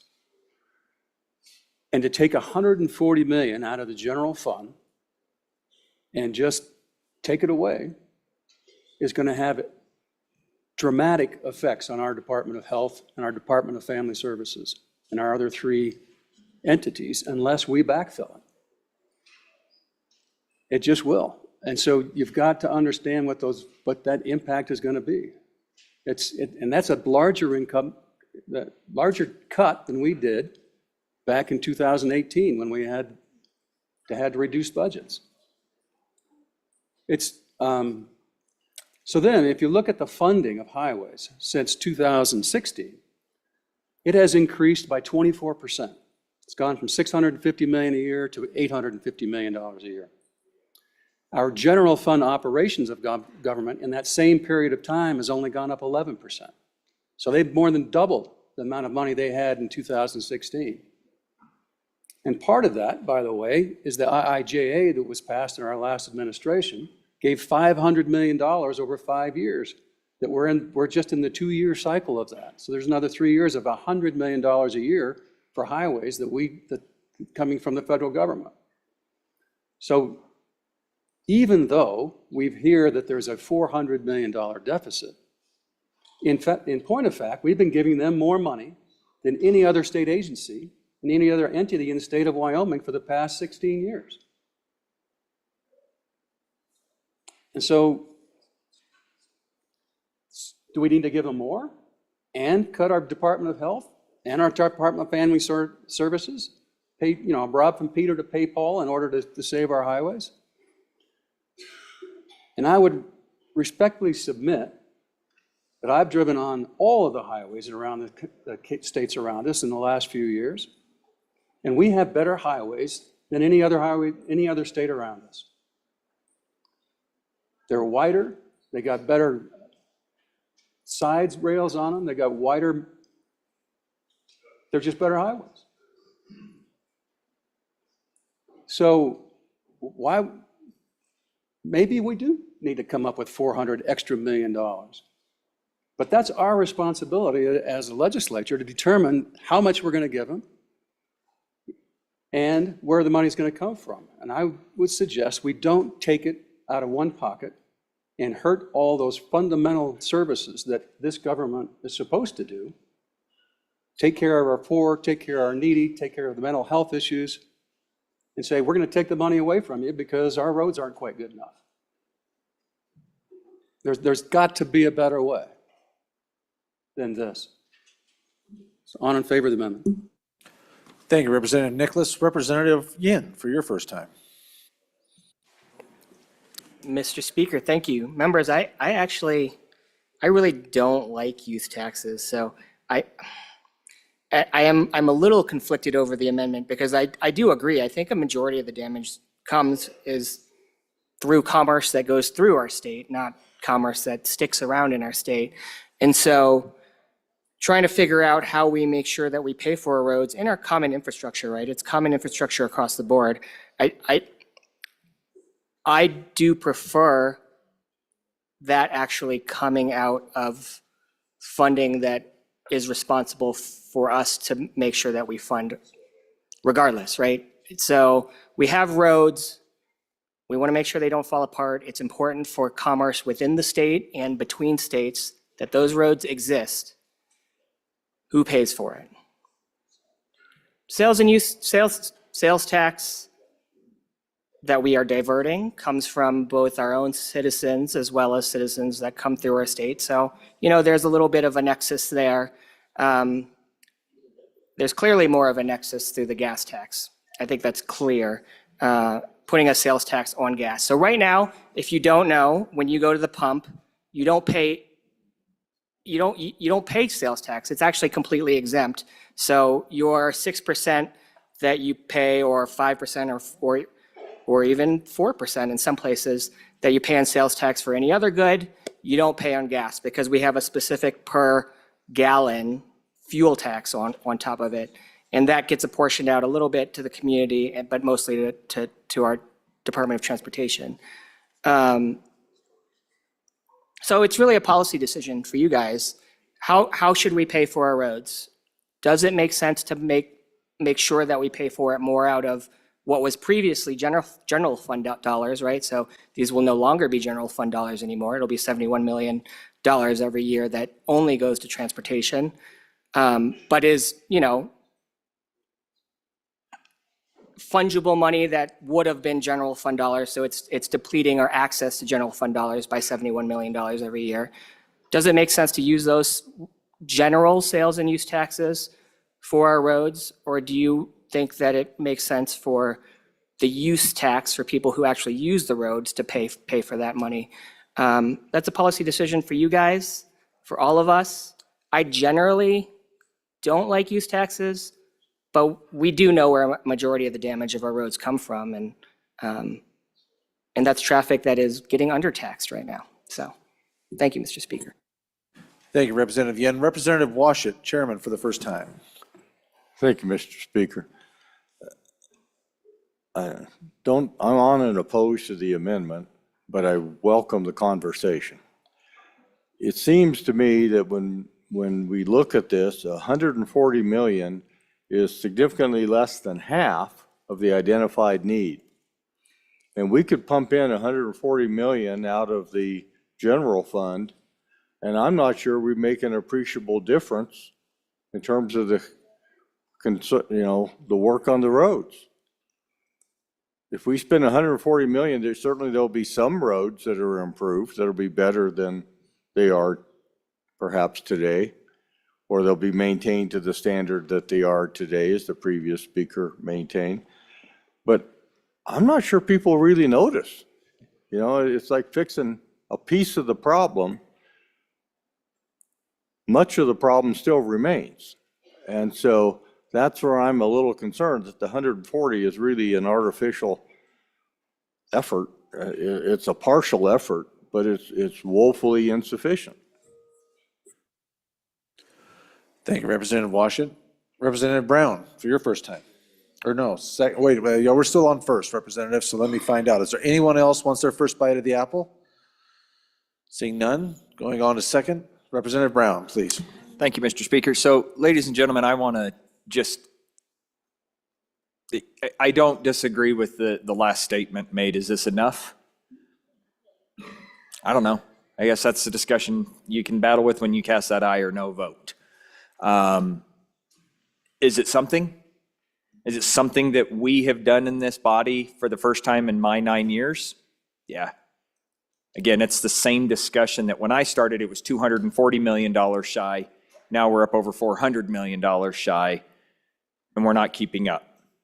The power of the dollar for our state government to maintain these roads has eroded, right? The power of purchase for these individuals to go hire contractors. Keep in mind, this is not the state doing this construction. These are contractors that are coming in, and these are your neighbors. These are the people that you guys live next door to that are out there milling and paving and tearing up shoulders and replacing them and fixing the pass over the mountains.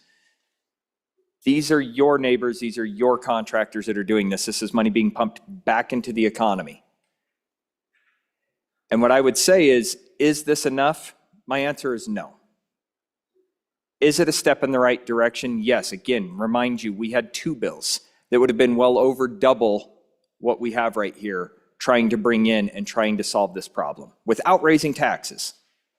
That's what we were trying to do here.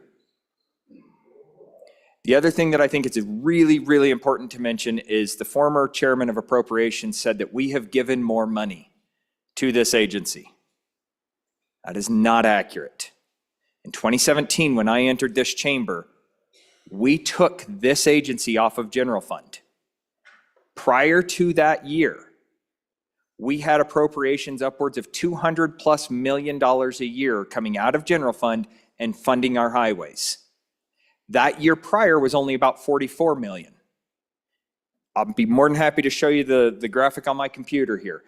We took them completely off of general fund. We also at that point raised a tax, a fee on your driver's license for the first time since 1977. And we raised the license plate fee for the first time since the 1980s. We did that accumulated roughly $40 million, and we told them, here's $40 million that we're taking you off of general fund, here's $40 million in replacement. Make do with what you have.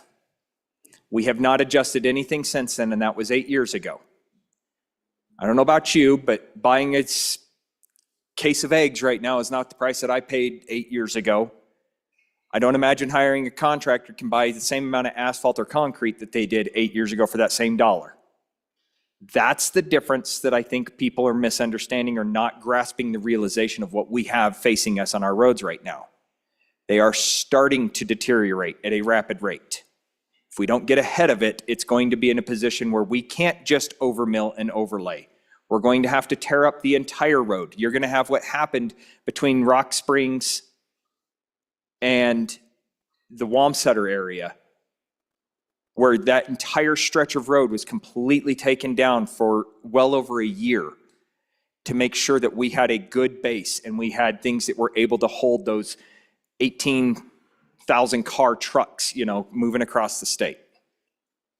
So not in favor of a use tax on top of something else that is going to increase the burden on other people right now. We have the money. I understand the argument. I understand the decision. This is something that does help our roads. It does solve a little bit of the crisis. It is a bite out of the apple, and it does it without hurting Wyoming families. On and against the amendment for the bill. Thank you, Chairman Brown. Any others for their second time? I have Larson Lloyd, Representative Filer, Representative Nicholas, Yin, and Washut that are available for a second bite at the apple. Representative Nicholas. Oh, he's going to go last. Representative Nicholas, second time. Thank you, Mr. Speaker. So since I've been in the legislature, and that's been a little over 14 years, whenever we had a surplus of money, back in the day, we would give excess dollars to the highway department. But never did we rob Peter to pay Paul, take general funds to do it, because it just wasn't appropriate, and it still is not appropriate. But the numbers speak for themselves. This is the funding for highways has gone up 24%. And they're federal dollars. They're not state dollars. Other than the $40 million, I was part of that, creating that $40 million transfer to help cover that gap back in 2018. And during the committee last week, I said, look, we can find the money. If our citizens need it, and if this body wants to do it and fund highways, we can do it. But we don't do it by stealing money from the Department of Health and the Department of Family Services and our ongoing operations of government. The best way is a fuel tax, because a fuel tax, right now, we are 24 cents on gas and diesel. Every state around us is higher. The average is about 31% in all the states around us. So we are undertaxing. And by doing so, we're actually on that apportionment of the big trucks that run down the highway, we are subsidizing those big trucks because we're not charging what our neighbors do on fuel tax.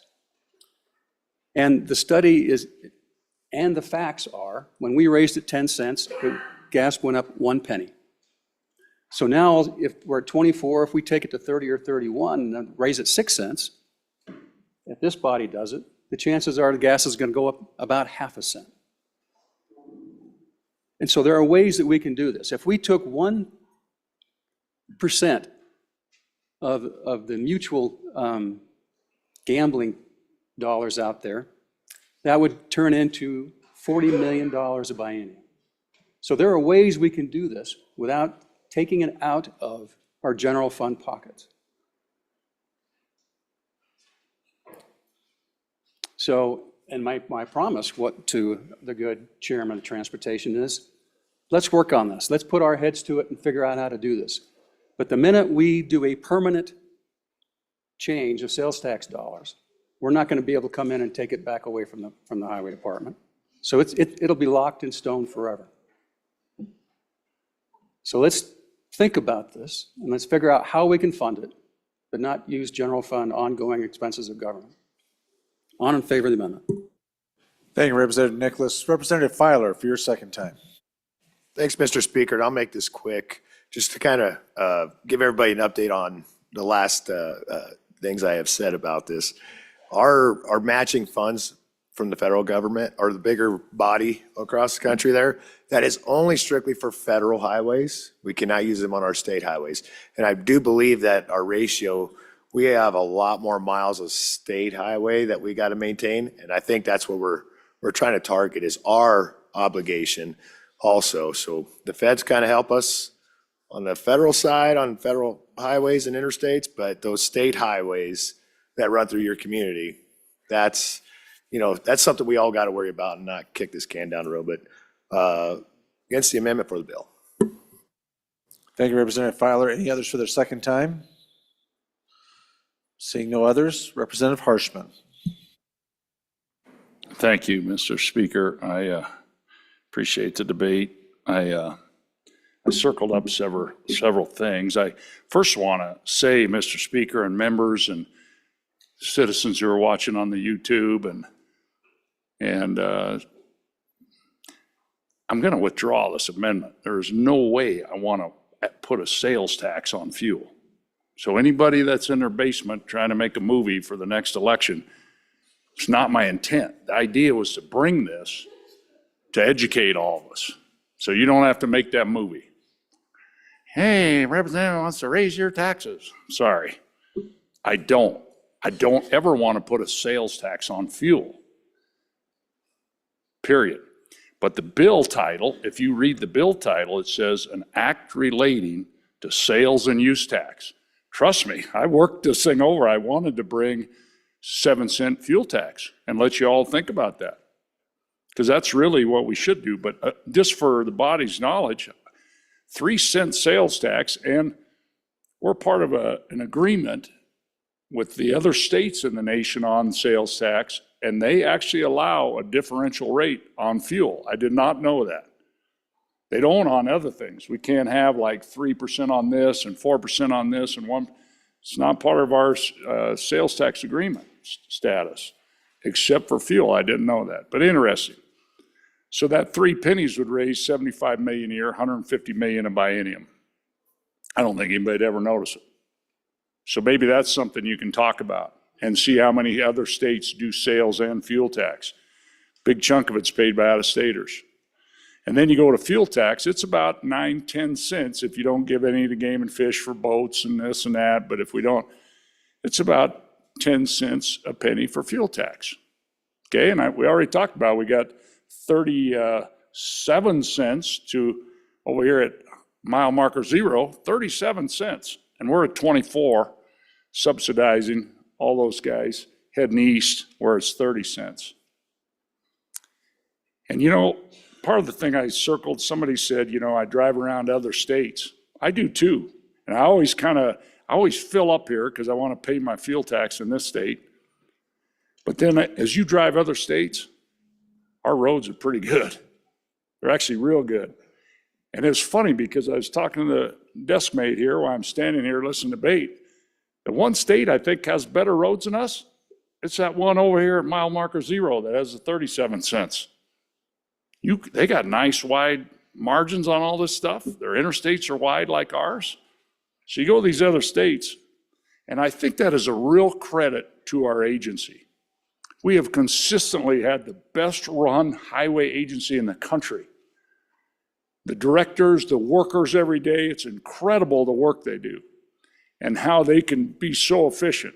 So it's so important to know that. And, you know, we have led the country, Mr. Speaker, and this is kind of before many of you served here, but our engineers are out front. We have so many shovel-ready projects.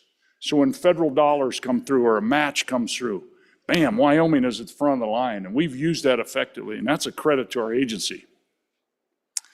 But I want to talk about a couple of things the chairman of the committee said, you know, that we had $250 million years back, and that was when natural gas prices were $10 an MCF. But we didn't change the funding stream. We didn't change the sales tax stream and put it in the green books. We simply put it in the budget. We appropriated that money because we had so much money. It's $10 MCF coming out of county, I can say Sublette County. We changed our rules. Coming out of Sublette County. And if we'd have been numbering license plates back then in 2006 and 2007, they'd be number 1 on our license plates. So that's what we did. That's the history behind that. We didn't change funding streams. And then I think Chairman talked about solutions. They worked at solutions, and that was the 67th committee. Now we're the 68th. And I'll tell you a solution out there, and it's in a House bill, Mr. Speaker. It's still in your drawer, but it's our green books allow us $1 billion of public purpose investments, legislative designated investments. It was put into the statute years ago when we first started the Permanent Mill Trust Fund because we want to invest in ourselves, not only Wall Street, but invest in ourselves. And so, Point of order. Mr. Speaker, Mr. Speaker. Thank you, Your point? Mr. Speaker. We've clearly drifted off the amendment. The gentleman at the mic is talking about his own bill, personal bill that he sponsored that's in your drawer. I'd appreciate if we can stay on the amendment. Point is well taken. Representative, please, let's stay on the amendment. Thank you, Mr. Speaker. And Mr. Speaker, and to the good representative from Park County, I'm actually talking about solutions.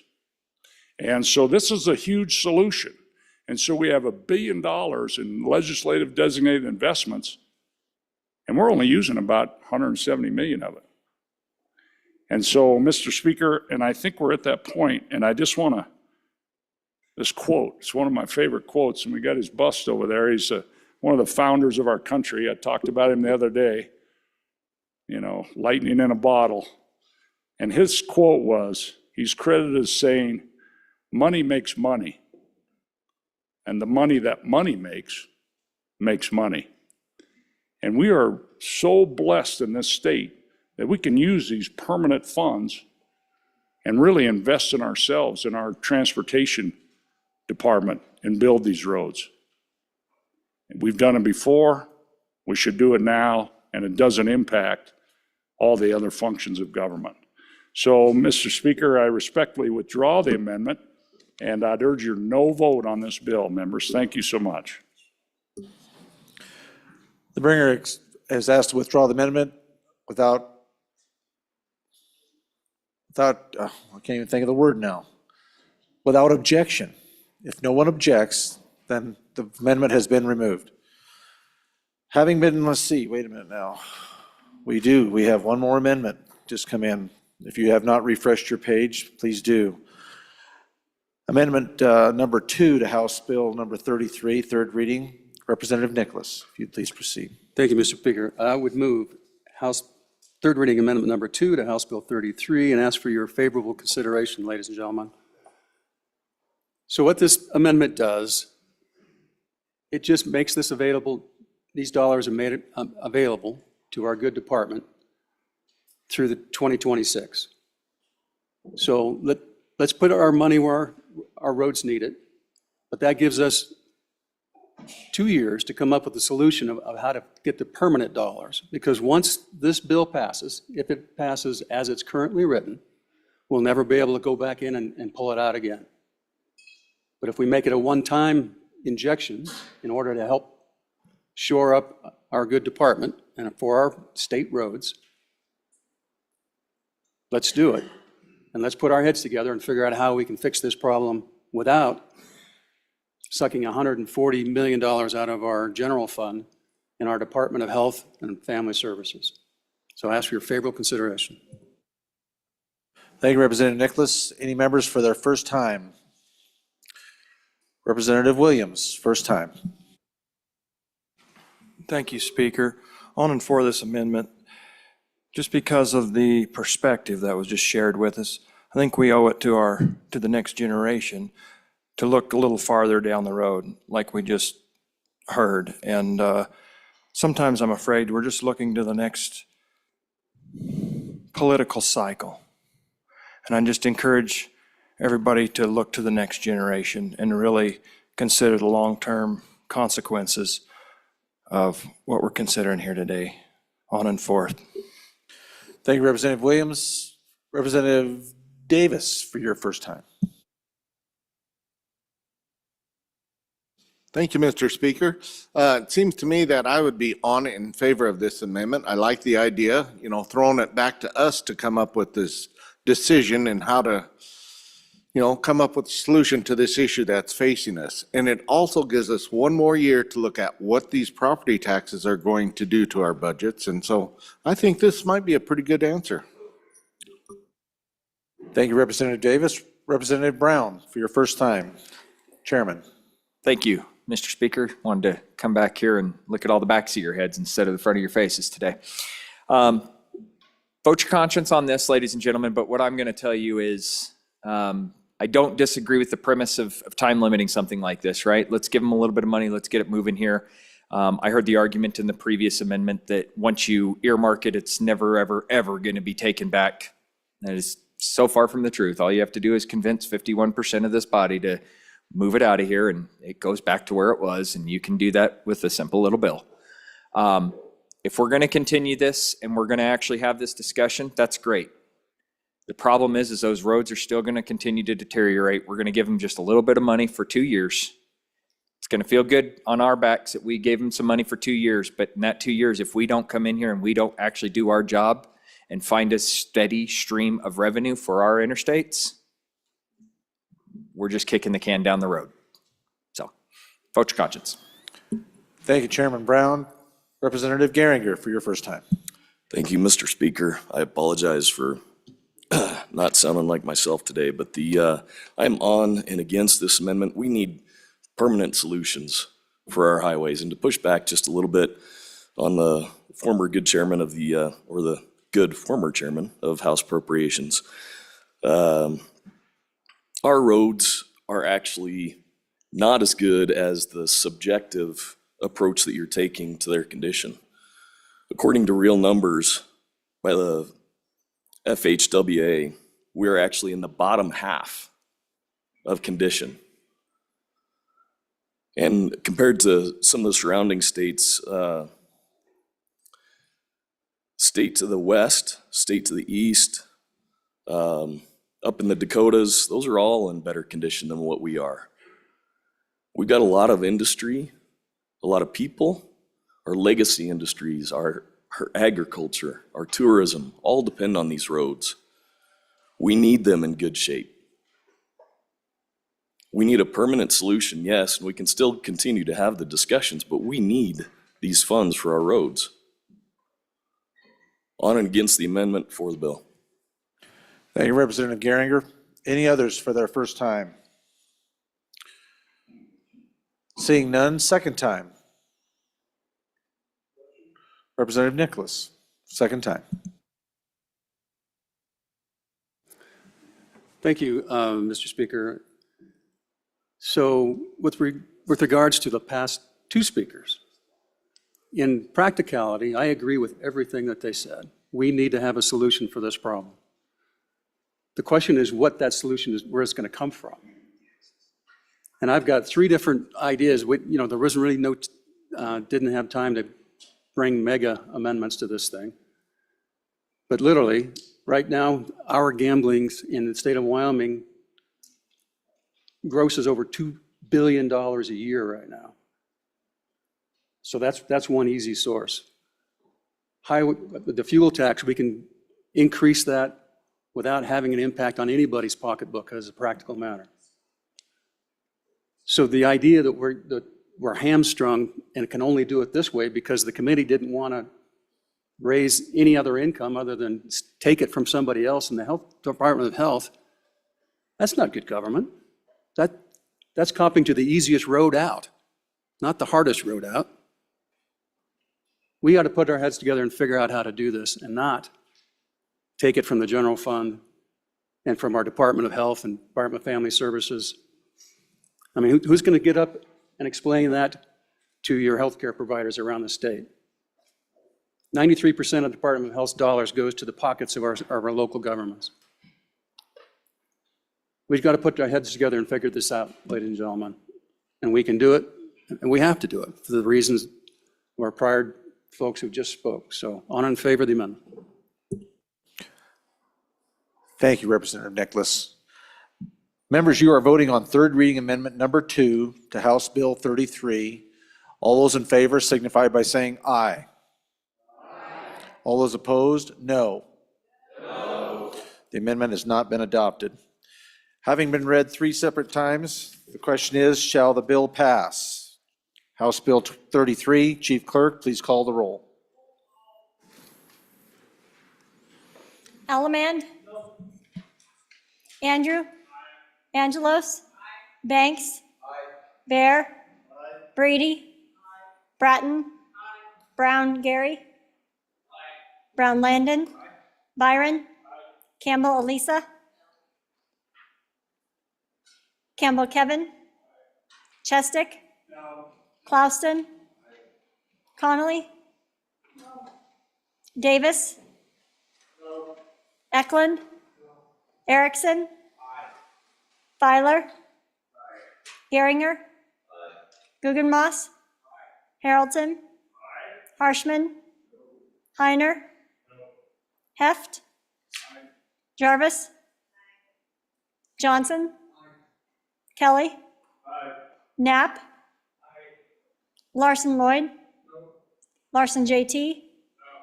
Lawley? Lean? Locke? Lucas? McCann? Nicholas? I'm sorry, repeat. Ottman? Pendergraft? Posey? Provenza? Riggins, excused. Rodriguez Williams? Schmid? Sherwood? Singh? Smith? Storer? Strock? Stivar? Tarver? Thayer? Washut? Wasserberger? Webb? Weber? Worf? Williams? Winter? Wiley? Yin? Speaker Nyman? Are there any changes? Allemand, aye, or excuse me, Allemand no to aye.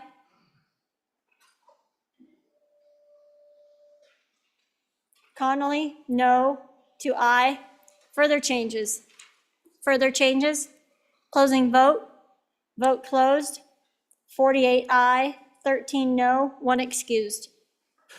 House Bill 33, having received the affirmative vote of the majority of the members elected to the House, House Bill 33 has passed the House. Ladies and gentlemen, at this time, I will take standing committee announcements. Any committee announcements? Representative Bear. Thank you, Mr. Speaker. Your committee number 2 will be meeting in 20 minutes to discuss 3 House bills. And then we will be meeting tomorrow at noon to discuss the budget and finalize that effort.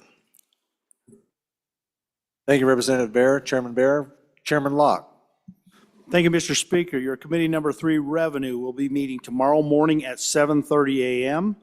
in the extension room number 5.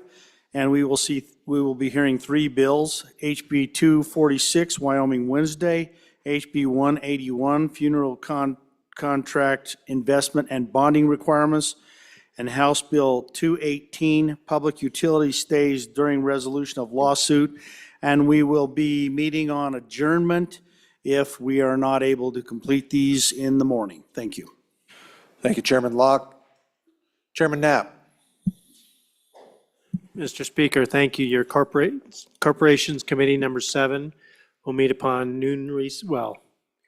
upon recess in E005 to hear House Bill 177, House Bill 81, House Bill 206, and House Bill 178. Thank you. Thank you, Chairman Knapp. Any other announcements, Chairman?